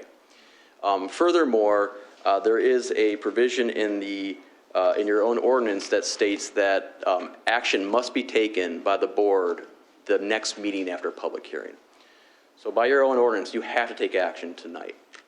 All that being said, because of the unknowns, because additional information was provided at the public hearing, because additional information after the public hearing can't be approved by the assessing department with regards to splits, because we are uncertain about the number of parcels being served by this private road, and that should be something that should be factored into your decision about how many parcels are served. And because of the fact that you have this requirement in the ordinance that states you have to take action at the next public hearing, I can't stand in front of you and offer a recommendation that you approve this because, again, there are so many unknowns. I am going to guess that the applicant will come before you and state that that's not a reason to deny this. We're really only looking at two issues, the length of the road and the shared driveway. I would personally disagree with that because I want you to have a full information when you make your decisions. So I would recommend that you deny this application tonight, and that would allow us to work with the applicant to resubmit the application to seek exactly what they want to seek, and we can do another round of reviews of the proposal in front of us. In addition, we can work with all the agencies that are required to review this, including the engineering department, the road commission, if we need to work with the road commission, and the fire department, et cetera. That would restart the shot clock, so we're under no pressure to approve this at this meeting tonight. It would give us additional time to consider it. It would be additional public hearing, and it would allow the board to have a lot more information to actually make a complete decision based on what the applicant is actually requesting of you. I hope that was clear. Yep, that was clear. Are there questions, board member? Trustee Elkins? Ben, would they have to wait a year to come back like they do many times on the planning commission if it's denied? It's a good question. I didn't see anything in the ordinance that prevents them from coming back. And I think we can constitute this as a change in the application so that we would not have to have that year. Other questions or comments? Madam Chair, Yes. just like a comment, and Ben, this isn't directed towards you personally, but like, it's just frustrating as a board member to like have all of, like, I appreciate that you say, like, I'm coming before you and like not knowing, like, not feeling like I can recommend something without having all the information. But, it's my understanding that this family or these families have been, discussing this or talking about it for a long time. And maybe, again, this is my perspective and I don't have the full story of it, but to come again to the board meeting tonight and still say like, well, I don't know. It's just like, to me, it's embarrassing for our residents to have to go through that. And it's not a criticism of you personally. It's just how I can take it. And I agree with you. And in fact, part of my job is to not do this to you, is not to put you in this spot to make it uncomfortable for you and for the applicant. So I take full responsibility of that. But the ordinance, unfortunately, is the ordinance. And the ordinance clearly states that you have to take action after a public hearing. Because there's been changes to the application since what we consider the public hearing, including the provision of a new split that can't be approved, I truthfully don't know what we are approving tonight. For that reason, if that provision was in the ordinance, we wouldn't be here in front of you tonight. And I would be working with the applicant prior to coming back to you to work out all these issues. But unfortunately, we don't have that luxury. We have to take action based on the ordinance tonight. And I think there is a path forward. I really do. I think there's a path forward. I think when we come back, it would be a lot cleaner.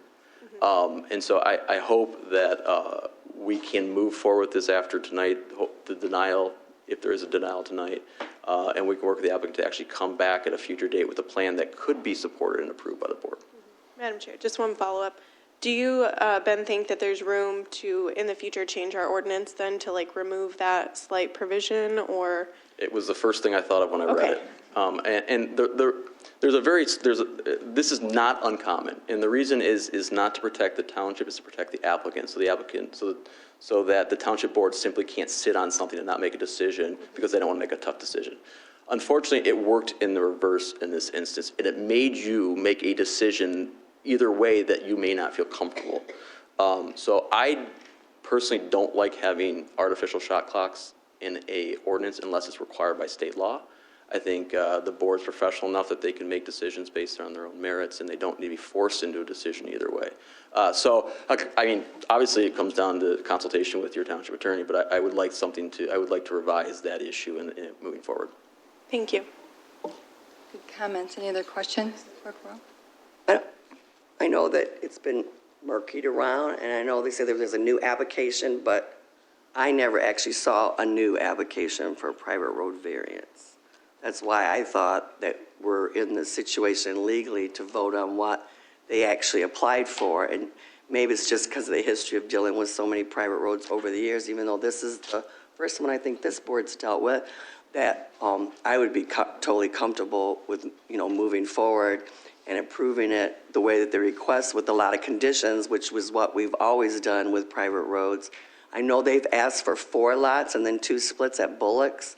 And I know for the future, that's what they've asked for in the application. I know in the future, it's come up now, because they said it at the board meeting, that they want 2 more lots down the road, which I do know that they have to wait at least 10 years. And my understanding is they were trying to, change some land around so that they might be able to get around the Land Division Act. And according to the assessor, that's not possible. So I know that lots of times we voted when it was already split and then limited the private road ordinances. So maybe someone's coming in and only wanted to do 4, and so we limited it to that. Or we said, well, they could do 5 more splits down the road, so maybe we limited it to 6. So to me, I just would like to move forward. We know that they want 2 more lots eventually. We know that Bullock, there is a hardship somewhat that I would say not that he created it, maybe even we created it by not requiring an outlet for when the development went in at Aspen Ridge. So now he's got to run a road 2,000 feet, which to me is much more unsafe than running the road back, having a hydrant at 700 feet, and then having another driveway that comes probably 700 or 800 feet to feed the Bullock's property. So I am completely clear. I know that we need deed restrictions. I know they need to have a road maintenance agreement, which those are always conditions that we always put on it. And I would, vote to limit it to no more than 8 parcels being served off that road. And that's no way guarantees that they would get 8, because they would have to deal with the Land Division Act at the time, which is probably 10 years down the road, any new ordinances that might come into place. But if they met all those other ways to get another lot, that they still could not have more than 8 splits on, or 8 lots served by this private road. So to me, I know for a lot of folks it's mucky, but to me, it's like really clear. And I think it's because private roads are always complicated. That's why they're private roads. And I really feel strongly about providing for larger lots in our township. Every other, township has it, and private roads is a way, because no developer will do big lots because there's just not enough return on their investment. And so this is just to have another form of housing in the township. So unless somebody can convince me why, I would just like to get this done with and do that. Vote for with the restriction of no more than 8 properties, that they have to enter a road maintenance agreement, that they be deed restricted on all these separate currently and future lots, that no more than 8 parcels could ever be split out of this, both the Bullock's property and the Sauter's property. So we can be done with it. Because it's probably what's going to come back and be recommended, I'm guessing, probably anyways. Madam Chair. Thank you for your additional detail. I have not dealt with private road variances since I have been on the township board. And I'll be honest, what previously happened at the public hearing, it was very confusing for me, for someone who has not dealt with this subject before.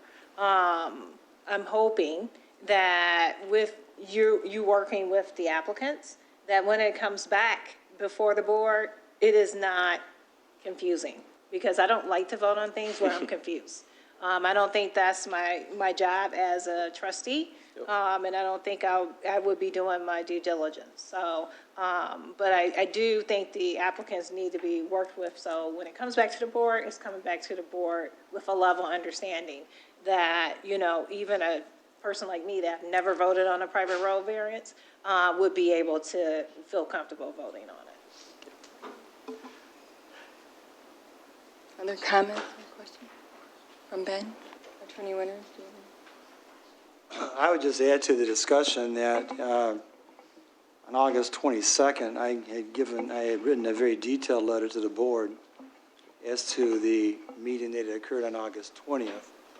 And in that August 22nd letter, I laid out what I thought was a pathway that should be followed if it was going to come back. I think at the same time, when you have an application before you saying you want X number of property splits for different parcels of property, that, again, keep in mind that this is a request for a variance, which means at the outset, there should be an actual finding by this board that there truly is a practical difficulty or a necessary hardship. And the examples that are in the ordinance itself has to pertain to topography and other physical characteristics. So the variance doesn't come before you just because someone wants to get more splits. There's got to be a practical reason why there is a variance needed to begin with. Years ago, I'll give you an example, a private road application variance came to this board because there was a ditch that was in the middle of the property, which almost made it impossible for any private road to be constructed absent a variance. I'm not saying that it has to be something of that nature, but that's just to give you an example that there has to be a finding initially that truly is a practical difficulty and a necessary hardship. In the August 22nd letter, I was recommending at that time that there be, because during the public hearing on August 20th, these are my words, there was somewhat of a bait and switch moment that occurred during that presentation when you went from having a request for 4 property splits to saying, I want to now do a boundary adjustment. And in my letter, I have no idea what that means beyond the fact that someone was now saying, we want to take additional land from the Bullock property, add it to ours, and basically get an immediate land division split right then and there. That cannot happen. And even down the road, if there is an opportunity to have a land division split, this board does have the authority, as a condition of any approval, to limit the number of splits that can occur, because I think Trustee Rowe pointed out before that whether you call this a road or a driveway, the really intent of this ordinance is also to ensure public safety is going to be, that you don't just have houses out there that cannot be served in a meaningful way by first responders. And so my concern was in my letter that you did not want to end up with what I called a de facto subdivision down the road. We have many homes out there being served by a private road or driveway combinations, and then later on have an issue about how are these properties going to be adequately served by first responders. So there was this element of, number one, having to make a finding of a hardship or a practical difficulty, coupled with the fact that the applicant themselves changed in midstream during the public hearing from the 4 splits to now 6 properties. The assessor that reviewed the revised plan, which was not the one that was presented to Ben initially, shows the 6 splits immediately. Cannot do that. And that's why I think right now that initially The reason why there was a requirement in the ordinance to make a decision at the following meeting is because a variance request normally would meet these criterias of findings of fact for hardship, finding effects for conditions to attach to it, limiting the number of houses by deed restriction. I recommended a number of those things in the letter, including having aerials and new boundary surveys, because if you're going to do a boundary adjustment, there's going to be a number of requirements and conditions that, quite frankly, someone's going to have to track those conditions. And I suppose it's going to be myself on some of these, having to track some of these conditions. And that's why I asked in that letter that we actually try to present this to a board almost as you would in a court exhibit, where you'd have the application, have the ordinance, have the reviews, have all these things, so the board, as Monica indicated, can go through these things in a business-like fashion. It doesn't have to be that complicated, but I do think there is a better way of presentation that can be done both by the applicant and by ourselves that will make this not as painful a process as it has to be. I don't think it has to be that difficult, but at the same time, I am concerned as we've, because I think the chief may still be here, maybe he's left, I don't know. But there was a time when we used to have the fire marshal go out and check and drive down every private road there was in this township. And I can tell you right now, there are very few, if any, of those in which a fire truck could get down the down the private road, because once a private road maintenance agreement is entered into, it's up to those people on that road to maintain that road.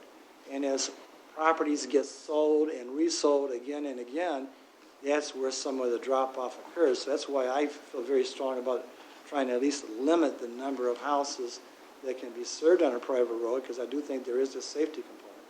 Maybe digressing somewhat from what the issue is at hand, I'm just pointing out that there is a mixture of things that have been going on that have started at the public hearing that have continued to roll over since that day. And I think that Ben has proceeded in a good faith way. I think he's done everything possible to try to get a clear understanding as to what the applicant wants. It's clear to me, at least from what I've seen from the recent plan, he definitely wants to do 6 splits right now. I guess I don't know the Bullocks. Apparently that night they mentioned the boundary adjustment. Nobody said yay or nay, so I assume he's in agreement with that. But there's a lot of work that still has to be done to make this a clean record, at least from the standpoint of what I'm reviewing. And that's what I would at least echo from my standpoint. Again, going back to some of the previous letters that were written, and I think I would agree that right now there is a murkiness here that I just don't know exactly. You can put in a lot of conditions onto it, but someone's going to have to make sure those conditions are tracked and fulfilled, and that's what we'll do if the board does it. That's what we're instructed to do, and we will. But I think that's my perspective, at least as to what I recall from the last board meeting and where we're at today. Other questions or comments? Madam Chair, I just had one other question. It's about the letter that comes from the Fire Marshal Kimball, and it just says in his comments that confirming the T-type turnaround, like it sounds like from his comments he wasn't actually able to assess one way or another if the fire truck would be able to turn. Is that true? I'm not reading that correctly. I can't speak for Fire Marshal. Yeah, I just want to make sure I'm reading this letter correctly. Not that it really changes where we are one way or the other, but just so I'm clear on that. It's in his letter, and it says under status of review, approved conditionally, see comments. But then in his comments, he says, confirm the turning radius of the T-type fire truck is, turnaround is 30 degrees. There's a line through the number, and it is unable to be read. I'm assuming that he's talking about the map, and he can't determine if the turnaround Right, I think it has to appropriate. do with the measurements of the T Yeah. that he's talking about, yes. Okay. But I think, well, I don't want to go too far with it, but in terms of, I think he was looking at it on a standard road and not a driveway. Okay. Thank you. Other questions or comments?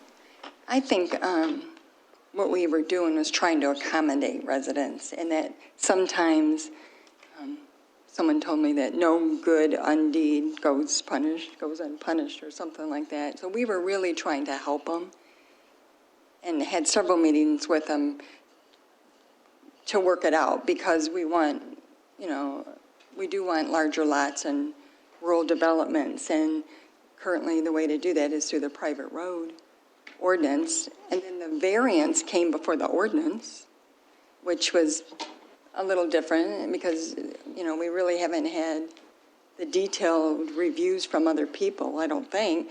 If it's over 5 homes, it has to be paved, right? I mean, it triggers, if you go over, there's other things that trigger. Yeah, and their road shows that it could support multiple lots like they're asking for. So the road engineering can accommodate the lots in question. The question is how many lots are being sought. Right, and so the variance was for the length. Length of the road and. It wasn't for additional lots, was it? It was just for the length of the road and a driveway off that private road. Serves 2 lots, right? So it was never for number of lots. Correct, but as your township attorney referenced, there is a, protection of public health safety. The reason why we have limitations on length of public road is protection of public health safety and welfare, and part of that is fundamentally how many houses are we serving with that private road? Right. We thought it was one thing, and then at the public hearing, additional information came out, which can't be approved. So it just gets back to, I think there's a path forward. And I think that we can work with the applicant to move this forward. And I'm speaking on behalf of I'm more than willing, to work with them as much as possible to move this forward. There's just so much gray and murkiness right now that I can't sit up in front of you and tell you that we recommend approval of this because of those. Because a variance wouldn't be needed just because I want to get more lots. That's not a hardship. That's not a hardship. Correct. But when you add the bullocks, in order to provide a safer access for those 2 homes, then that together creates a hardship. Correct. And Bullocks clearly have an issue of access, and putting the access where they are allowed to have access would have a tremendous negative impact on the number of properties. Because if the board remembers, there's actually either an easement or a variance, I forgot what it was, that runs north through an existing subdivision. And so you married them together in order to present it, I think, right? The 2 applicants came together in order to present. Based on conversations and direction from us too. And so, again, I think there's a path forward. I just don't think right now what we're being asked, we really are very clear on. I think that we can work with them and get this back to the board, like the attorney, like Mr. Winters mentioned, where it's not as confusing for the board. You know exactly what you're considering. You know exactly what's going to be constructed out there. So you don't have this gray area and you can make an informed decision. Yeah. And one that we can support. All right. Any more comments? No? Thank you. Thank you for accommodating me. I appreciate that. Sure. Thank you. All right, we'll go back to the agenda. Mr. Kuzo? Huh? Yeah. Would any of the petitioners like to comment? I'm sorry. One another. Yes. Yes, I'm John Sauter, the owner of the property, and I appreciate the opportunity to comment. First of all, there's been continued references to the fact that we've made some new revelation or changes at the last board meeting, and I want to correct that mistaken notion. Our plans that we presented to the Planning Commission, that we presented to the board, always showed a total of 6 lots for the property that we were developing there. We cannot come to you with plans for more than 4 actual land divisions on our property because that's all we have. We have 4 land divisions. So 2 were always shown as future lots. You'll see in the plans that we submitted to the board, there was always a dashed line that indicated a future division showing where the 6 lots were. Ben has always been looking at plans that showed 6 lots. He assumed and told us that we could get those lots 10 years into the future. We have talked to the county about how to do this, and they have told us how we can actually do this according to the land division regulations. Now, We don't have to wait for 10 years in order to make this happen. So there is a way to do this. So the question is not really, is it going to happen, but how is it going to happen and when is it going to happen? And I don't see how either of those questions need to come into your decision process about a variance for the road length. How we're going to get the land divisions and when we're going to get the land divisions shouldn't really matter to you. The fact is, we've always shown 6 total lots that we want on this land. That's what we're proposing. That's what we have before you. Secondly, regarding the fact that the boundary adjustments that the deputy assessor said we could not do it, as I said, we've talked to the county about how this is going to happen, and we believe that we can do it. But frankly, if we can't, we'll wait 10 years and we'll get 6 lots then. It doesn't, again, affect the decision before you, I don't believe, in any way. He has not actually been able to review the process that we worked out with the county because we have not submitted the plans for actually making the land divisions to him. So he doesn't even really have the information he needs by which to assess whether we can or can't do it because he doesn't know the process that we're working through with the county. And as for, coming before the board at the future with more information, there really is no more information that we can provide you. You have the plans before you. They're going to be the same plans that we're going to have to come back to you in, I don't know, 4 months or whatever time it's going to take to go through this whole process again. But frankly, there's no more information that we can provide you that's going to change anything about what we've already given you. So we would really appreciate your consideration and not delay this process any further. That would really cause a lot of hardship on my family and all of those that we're working with on this project. So appreciate your consideration. Thank you. Thank you. Would the board recognize Ken Cousineau with Engineering Technologies? Additional to this, we will be back before you twice. We will submit for the land divisions because we really can't even ask for the 4 land divisions, although there's 4 divisions on the property. We can't ask for them until they have frontage. So right now you have a little bit of frontage on Munger Road. Well, once the road is approved, we'd actually applied for the 4 divisions. And they said, well, you can't apply for it until you get the road approved. And we couldn't get the road approved until, so that's why we're asking for simply the length of the road. I don't know what road I'm designing yet. Well, for a point of clarification, Yes. you can't file for a split until, I can't create a landlocked parcel. So if I took my 17 acres, which has a little bit of frontage on Munger Road, I create frontage by putting a road in, which allows frontage for the other 3 lots, as well as an opportunity to extend a driveway to the Bullock property. But leaving that aside, the Bullock property is 20 acres, and we're 17 acres with Mr. Sauter. That's 37 acres. We're asking for a total of 8 homes. These are extremely large lots. The hardship was addressed with our application. There's a letter there. The Timmer property, which was cut off, I don't know when, Mr. Anderson, I think, probably split that off. And his property line is 600 feet long. I can't even get to the bulk of the property. It's like a flag lot that exists. And so we wanted to extend it so we could serve the bulk of the property, the bulk of the 17 acres back there. It was actually suggested by Mr. Carlisle that we extend the road to 780 feet. He said, why are you stopping at 600 feet? I says, because the ordinance says 600 feet. He says, extend it to make more sense to the development of the property. We always wanted 6 lots. I'm a little surprised that sorry for the term, but the bait and switch term kind of left me a little cold because since we're meeting in November 2018, every plan showed 6 lots, and Mr. Winters has been at those meetings as well as Mr. Carlisle. There's no new information here. It's just a question of, do we wait 10 years or do we have to? If we have to, we will. But there was always an intention, an interest to have 6 lots on the 17 acres, which is 3 acres there and then 2 10-acre parcels with 2 houses. So it's really a very, very low density. And in order to move forward at all, I can't design the road, I can't ask for splits until you either approve or deny the variances we've asked for. And so to move the project forward at all, we have to get some approval. We're not asking for the divisions here. We'll come back to you to ask for divisions. But I just would like to point out that I do have a July of 2019 layout, and it has 4 lots on it. They're numbered, 1, 2, 3, 4. So But do you see the dashed line in there showing the additional 2?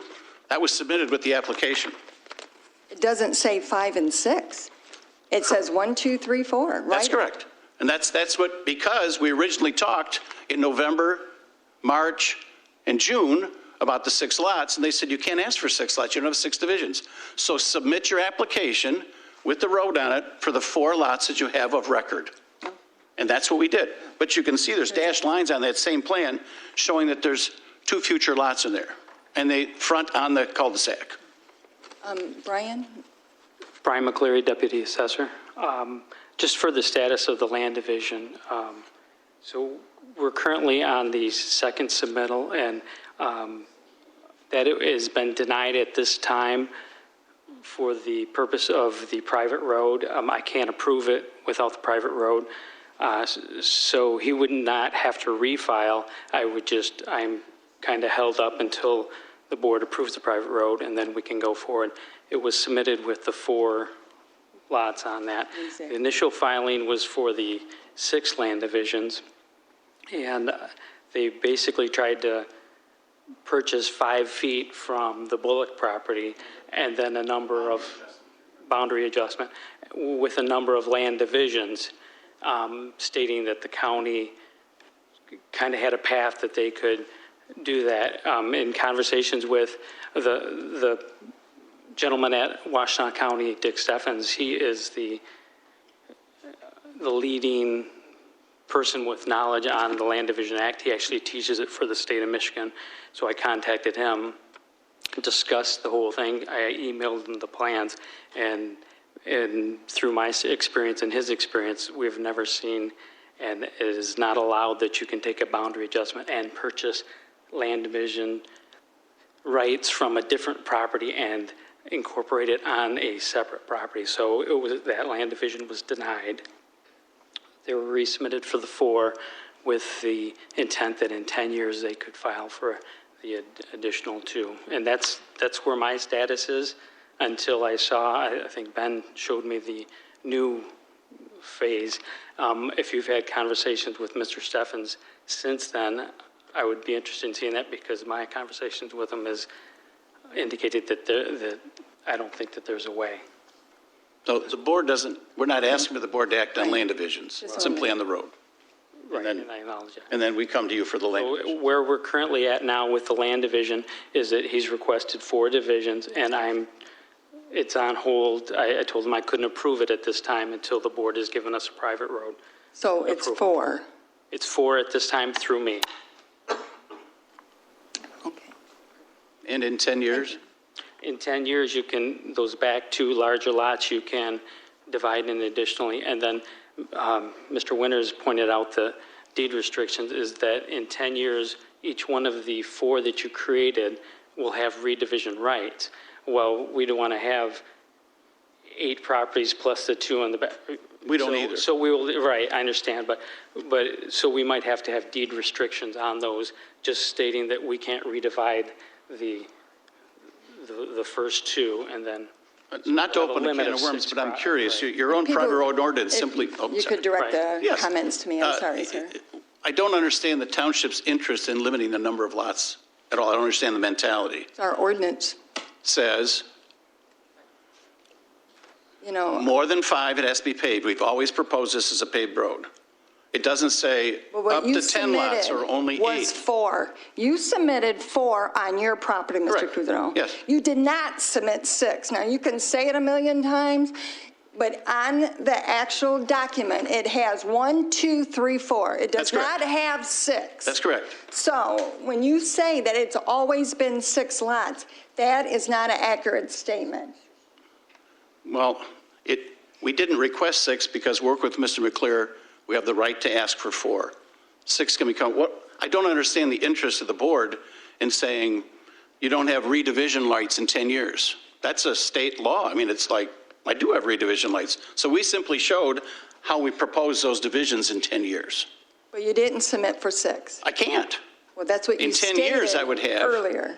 But I did all the meetings we had with the review committee, which is the fire marshal and Mr. McClear and Mr. Carlisle and the attorney, et cetera, showed this is what we want eventually is 6 lots. But it's a time thing. Right now, I can ask for 4. In the future, I can get 2 more. So we were trying to be honest in a certain sense. No good deed goes unpunished. We were trying to say, we're really interested in 6 lots. We're not trying to hide anything. But right now, we can only ask for 4. And so that's what our application was, just the 4. But, so you understood that there would be a couple more splits in the future. I appreciate you clarifying that. Ben, do you have any other comments on this agenda item? I'm not sure it's worth kind of rebutting some of the things that were said, but it's just another indication that we're confused what we're reviewing. And another reason why at this point, we are still recommending that the application be denied, and then we can work with the applicant to come back and determine what we're actually looking at. The reason why the splits matter and the parcels matter is because, one, this is a variance, so the township board has the right to put certain limitations on it, so the number of parcels does matter. And 2, we have private road standards for a reason, and including length, and that's for public health, safety, and welfare, primarily for fire access and police access. Fire access, police access, and the ability to fight fires is based on the number of parcels and the number of houses. So I would disagree with Mr. Kuzno's assessment that the number of houses and the splits don't matter as part of this review. They significantly matter in this review, and so we need clarification about exactly how many parcels we're reviewing. I'll just leave it at that. Thank you. Thanks. Okay. If we could, is everyone, Trustee Eldred? Just a question for Mr. Cousineau, if I might. Your comment is that we should only be focusing on the drive this evening, the roadway. That is, the variance was for 2 things, just Right. a road length and the ability to put 2 driveways together to get up to the Bullock property. Is it the correct? intention of the applicant to try to put that road in this year, at this late? We had hoped, we started the process in November. Right. So we had hoped we'd put in this construction season. It's unlikely we'll get started now. So that leads to my follow-up. But we If could it's- clear some trees and get the land divisions Sure, going and sure. that sort of do some, I have to do the design, actually. I'm not sure what road I'm designing just yet, so. So if it's unlikely that the road would be able to be constructed this year, what then would make this urgent for us to approve it this evening, rather than let you sit down with Mr. Carlisle, work it through so we're all on the same page? If there's no urgency and you don't believe you can get the road in, what is the urgency for this evening? Either you or the applicant could answer. Well, as Ken, John Sutter again, as Ken stated, he can actually begin some of the construction now. We'll probably have to do some stop during the winter season and then pick it up in the spring. So whatever you can get, basically, you know, the winter is just a block that's going to come in the middle of this road construction. So the further you push back the start of this project, you know, the further it gets pushed back into the spring, and the later we can start everything. So it is, any delays now will delay the entire project by that many months. All right, we'll move on to the other agenda items.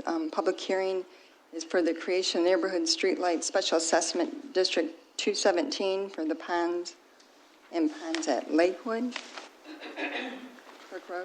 Yeah, there'll be a resolution that has to be read. All the parcel owners were notified of the hearing, and it's for the development on the corner of, kind of on the corner of South Huron River Drive and Textile, where there's already a couple buildings up.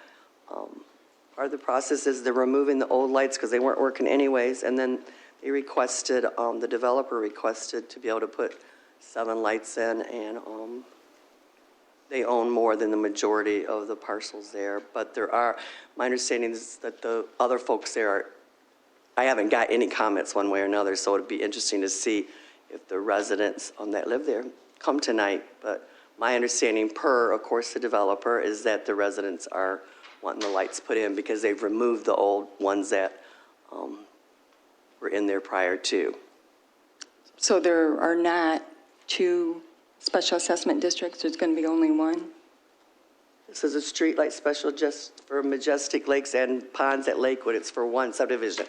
Because there was another one previously, is that correct? I'm not aware of that. Was there lighting in there I previously? think it was privately put in. Okay, so, Yeah, I don't have any knowledge of that. I didn't ask Brian that, but I don't think it, no, because they had put the lights in, so they said it was private. okay, so, Took them out, yeah. okay. So my understanding, this will be the only streetlight special assessment district in this complex.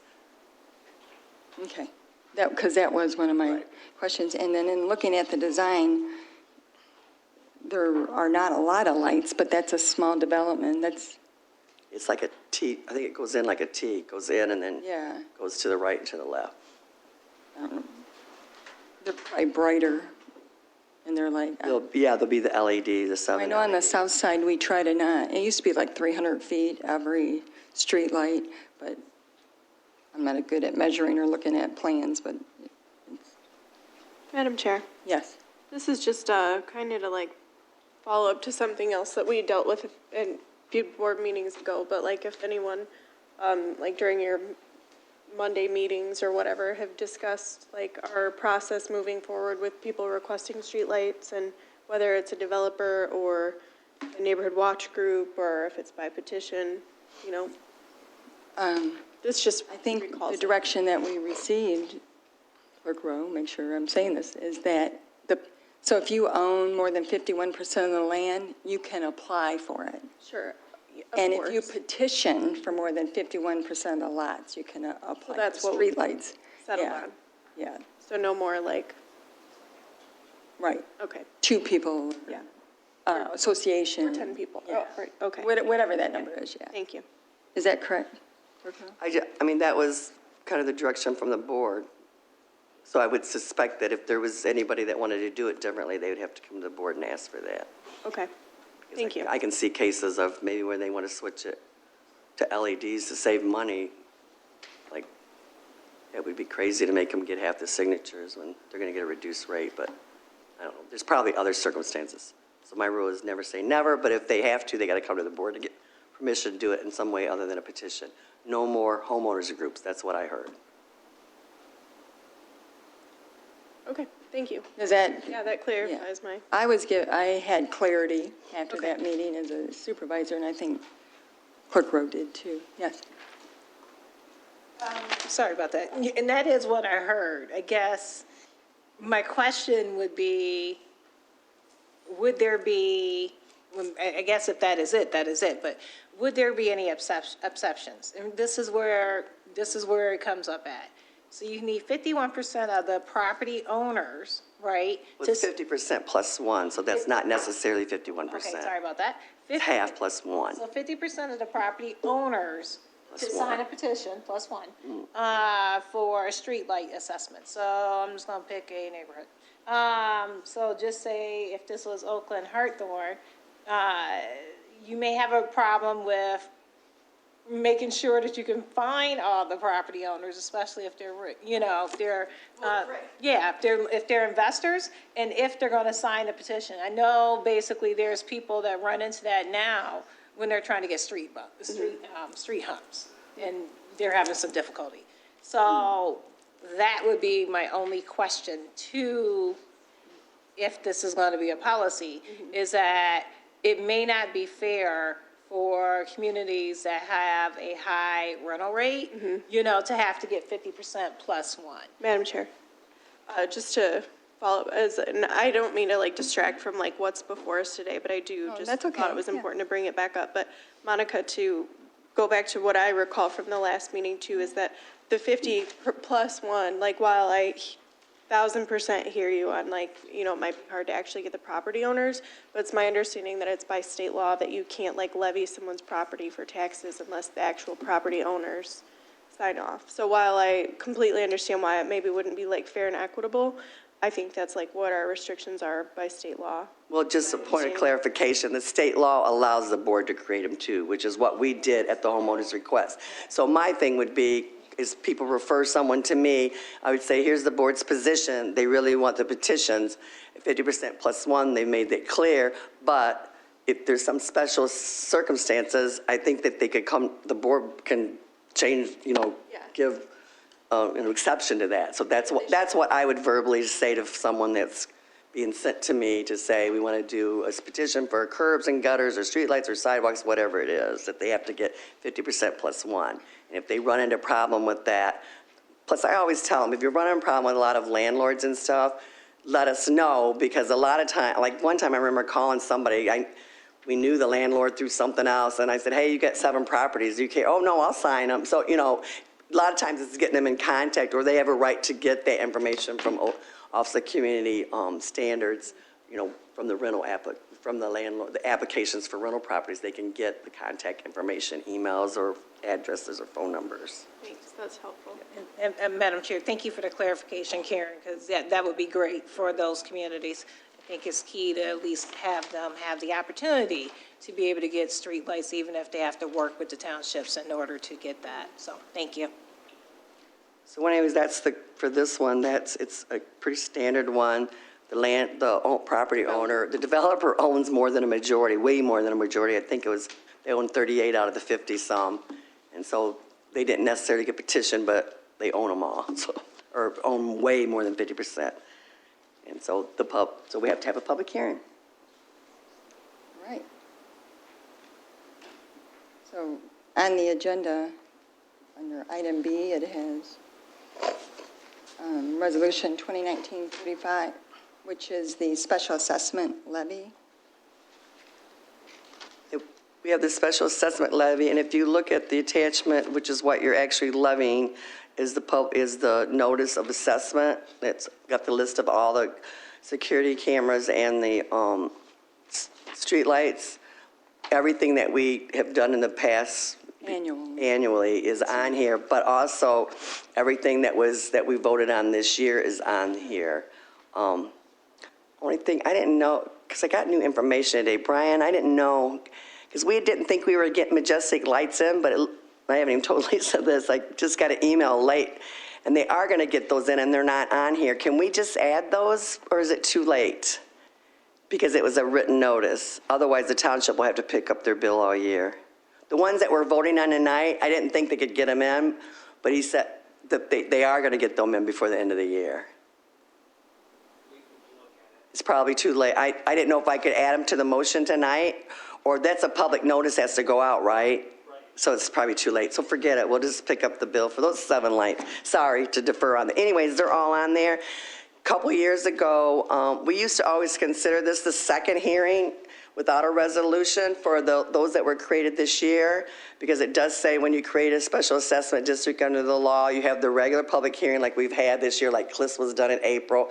But then I had to send them a notice along with 8 or 7 other districts that were created this year, saying there's another public hearing tonight, and then we have to do a resolution, which is what the attorney has requested that we do. So the public hearing for all of those is included in the special levy for all the special assessment districts in Ypsilanti Township.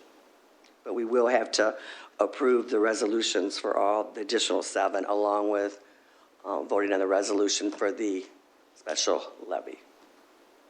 Did I make that really mucky?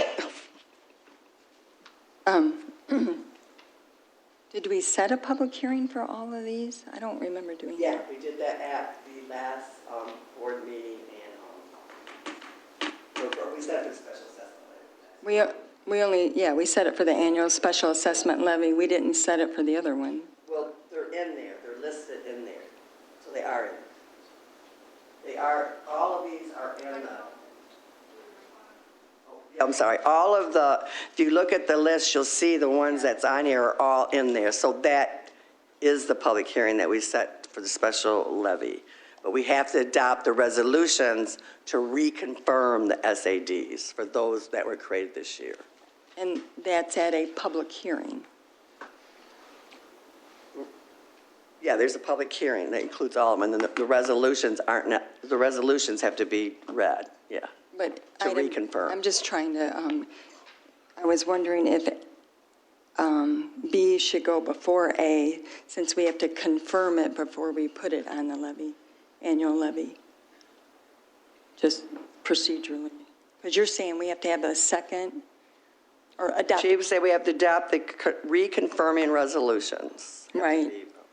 Before we do the special. I I don't have any direction on that. This, I just followed how we did it last time. We created the special assessment levy, and then we read the resolutions. But you see what I'm saying? Like from a, like, it seems like we should confirm the resolution before we place it on. It's fine if that's. Well, no, I mean, I'm doesn't- just talking yeah, it out. I hear you, yeah. I think that makes more sense That makes sense to me. to do it that way, and then do the, All right, yeah, we can do that. So just open the public hearing, take comments on everything, and then we'll read the 1 through 7 resolutions and come back to the resolution 34 for the special levy. That's, yeah, okay. is it, and That's so when we set the public hearing for the special assessment, that was for the annual levy? It's And for then- all, yeah, it's for all the levies, So, for every single one of them that's listed on that list. but on item B, this is a question I was asking, like, do I declare the public hearing open for each one and close No, it? no, because the public hearing is the special levy public hearing. So when it says that we set the public hearing for all of those resolutions, we really didn't do that. Not for the resolutions, we set it for the public hearing. So can I take that off the agenda? Because I think that's what was throwing me for a loop. You see item B? Yeah, we set the special assessment levy. We did set that in August. And that includes every one of these SADs, along with about 100 others. So do I have to open and close every one? No, there's one public hearing for every SAD that's on, they're going to go on the tax rolls in December. That's for the annual one. I That's for all understand of that them, one and that's the clearly. same. We only have this one. We don't have a public hearing for each one of those. Oh, Just okay. one public hearing for every SAD in Ypsilanti Township, including all of these. Because, I don't know. All right, I'm still a little confused. They're not public hearings. I don't have to. We have one public hearing for every. Tonight? For all, to create the special levies, which is for every SAD. And we do that every year, annually. Every single year. And the other ones are just reading the resolutions to confirm. Confirmations or confirming the SADs that were created this year. Okay, so it's not, Right. and we're going to do that before we do, The resolution 34. right? Does that, That's fine. And we'll put them on next year. it's kind of a new We'll be process, around. We'll so, do it next year. Yeah, last year was our first year, I think. yeah, I remember. Consent agenda, I do have some corrections for the minutes that I'll give to the clerk's office. Is there anything on the consent agenda? Statements and checks?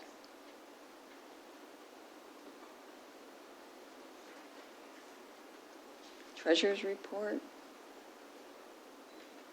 Which, Is he having a good time? and there isn't a treasurer's report in here, so Did we miss it? we didn't get one, I don't think. Oh, is it in the updated one? I'm sorry. Sorry, Lisa Stanfield. So there was difficulty completing it because yesterday taxes were due, so Christy submitted it to me today, and since I had to update the packet for those two sub-recipient agreements that Doug had changed language on, I added her treasurer's report as well. So it's in the packet now, and it's at the back table for people to pick Okay, up copies of. thank you. I'm sorry, I downloaded it. Any questions or comments on that? General legal update, Mr. Mayor? I don't think I have one per se. There's been a lot of letters written on a number of topics, including many on the board agenda this evening. So unless there's something specific, I think I'll have a number of things at the next board meeting. All right. The second reading on the sewage disposal rates, Mr. Castro is here. If anyone has any questions, comments, additional information?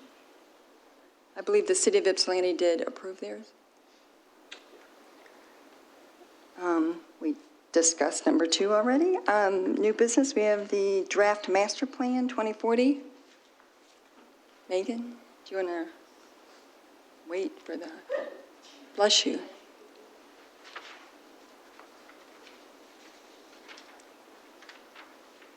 Good evening, Megan Masson, Minot, Carlo Wortman Associates. I am here tonight because the Planning Commission recommended a draft master plan to you.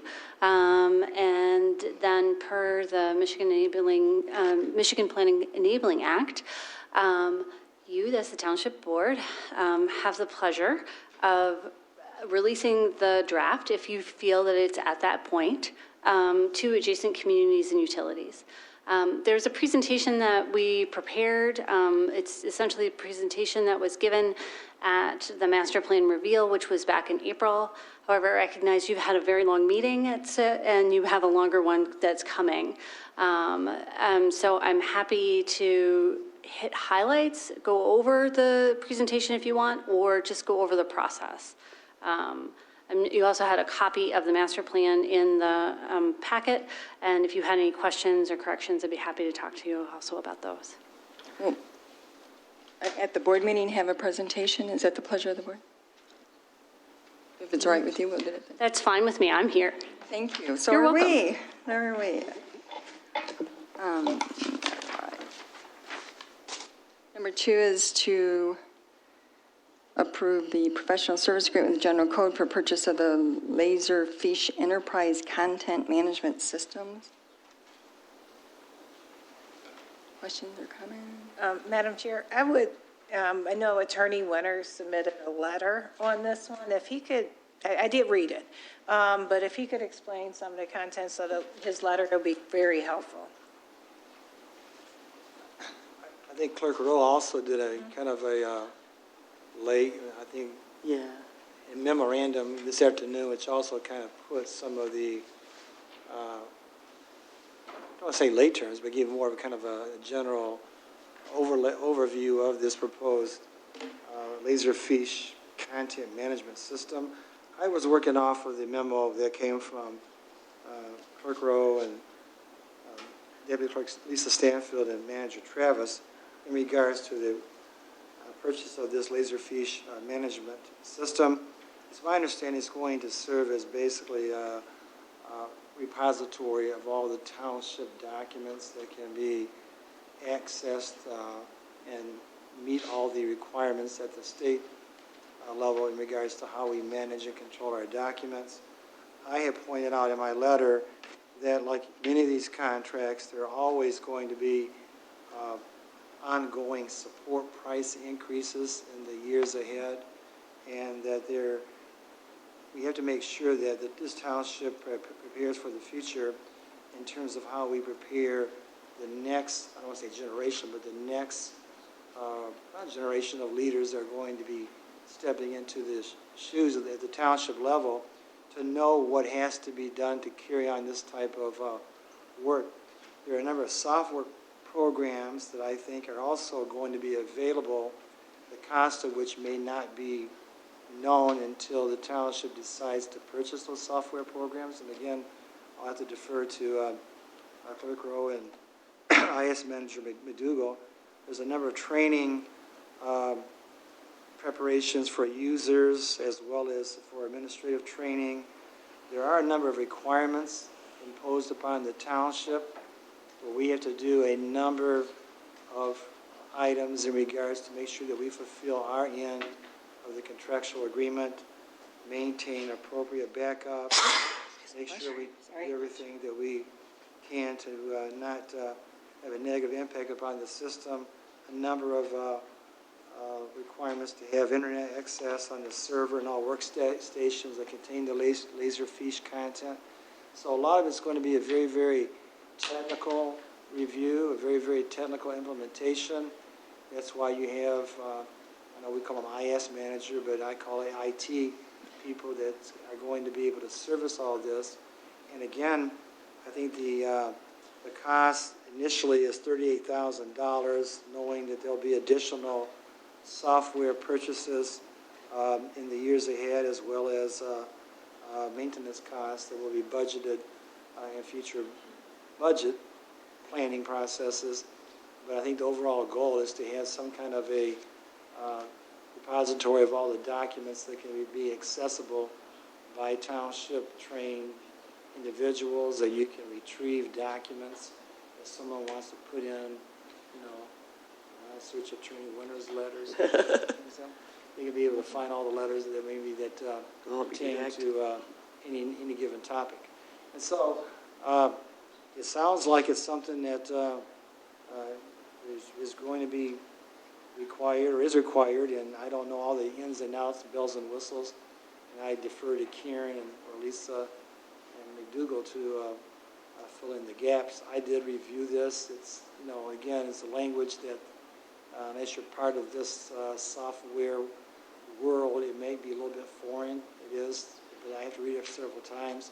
But I think my letter tried to at least capture some of the highlights of the contract, and I think Karen's memo tried to address some of the actual inner workings and how it's going to function on a day-in, day-out basis. Clerk Rowe? I know Monica's questions, I had the same question. I read Doug's thing and I got the gist of it and stuff, that I thought, okay, Travis, when you hear Doug's concerns and stuff, what does it mean? So he actually sent me an email saying that annual maintenance fees are always on the number of license, then to ensure, because I think that was one of Doug's concerns, was like going over and above what we actually are signed up for. And he says that, of course, that's going to be mine and Lisa's pretty much responsibility, just like, and he used the example, just like Angie got a certain package for the new rec software, it's going to be her responsibility that they stay within that. And if there's other things that have to be added later on, if we find out, except I think we're going to have enough work to do without adding anything on to start out with, but then you have to bring that back to board. And then you also put backups will be maintained in line with all other primary systems. They didn't see anything different with this one. Is short. Their backups to primary systems are intended to store securely and restore quicker than the secondary systems, which is what he'll be using. And basically that was kind of it. And then I asked, Brian, I really feel bad because Travis and the general code person that we were working with, Brian Fedka, they're actually at a whatever geeky conference, technology conference somewhere, and they actually had dinner last night, and they talked about that again. And so that email that I sent out today was basically Travis and Brian trying to put in a real smooth, easy layperson's language, this is what you're getting for this contract. So I appreciate both of them doing that, even though, they couldn't, neither one of them could be here. And they both, Brian was really upset because they couldn't make either one of the meetings when we talked about this. But Any other questions or comments? Yes, I'm sorry. So basically, if I have it correct, the software is 38,000 and some change in total, right? Okay, and then we were $38,418. Anything above $38,418.03 would have to come back to the board for approval. Right. That means anything above that. right. Okay, I just want to make sure I'm clarifying. Yeah. Okay. Anything. Okay. Yeah. Because And because the way it's presented, it's general or professional services, because of the IT services, you don't have to bid them out, but they did meet with 6 providers and narrowed it down to 6 providers bid on it, narrowed it down to 2, and then this was the one that was recommended. Is that? That's right. Okay, just want to make sure. All right. The next item is authorization division of a platted lot in the Ford Lake Heights subdivision. Questions or comments? It's straightforward, I think. Right, Brian? It's pretty straightforward.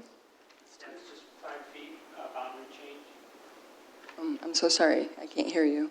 I He can't. said 5 feet of a boundary change. Brian McCleary. So the petitioner is requesting they have a purchase agreement to buy 5 feet from their neighboring lot to allow them to build. They actually have a building permit in for a new house on Lake Crest. And she just wanted the side lot to be a little larger.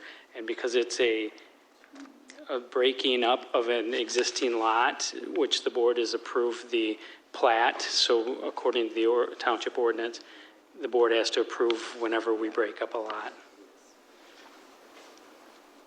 So it's similar, but not exactly the same as we previously discussed. On Harding Street, yes, it's the same. Okay, it's just in a subdivision and it's platted. Right. That's the difference. Okay. Any questions or comments? What? I was going to ask, well, I was going to let Brian finish, I'm sorry. Any question of I'm good. Brian? Thank you, Brian. I was wondering if we could take a break, and I'm also supposed to have an election commission meeting before the board meeting. So we'll continue with the start of the agenda item. Sorry, Carl. Oh, well, is Carl, because he wants to go home. We can hear Carl. We'll let Carl. Anybody else? Yeah, just Carl, right? I'm sorry. I just know he's been patiently sitting. Sorry, yeah. We're trying to get there, buddy. We'll move Carl's item up. All right. This is number, Mr. Rousey. it's number 5. Well, good evening, Madam Chair, members of the board. Appreciate you coming in this evening to hear my proposal. My name is Carl Rousey. I'm the facilities manager for the township's composting site. I'm here this evening to request your permission to purchase a 2020 Caterpillar 950M loader to use at our composting site. And in turn, we want to trade in our 2005 721 case loader to go against this purchase price. This is a my deal pricing. We did get 2 other quotes. This was part of my capital improvement plan this year, but doing the budget, my first time, this was also set out as a capital outlay for 2020. Because of price increases, like everything's going up, this kind of fell into our lap 3-4 months early. I had a cost savings of about $6,000 for this same machine that I would come to the board again in January to ask for. Our site has been growing. I think everyone knows we do a really good job out there. We want to move equipment while it's still worth something in the trade world.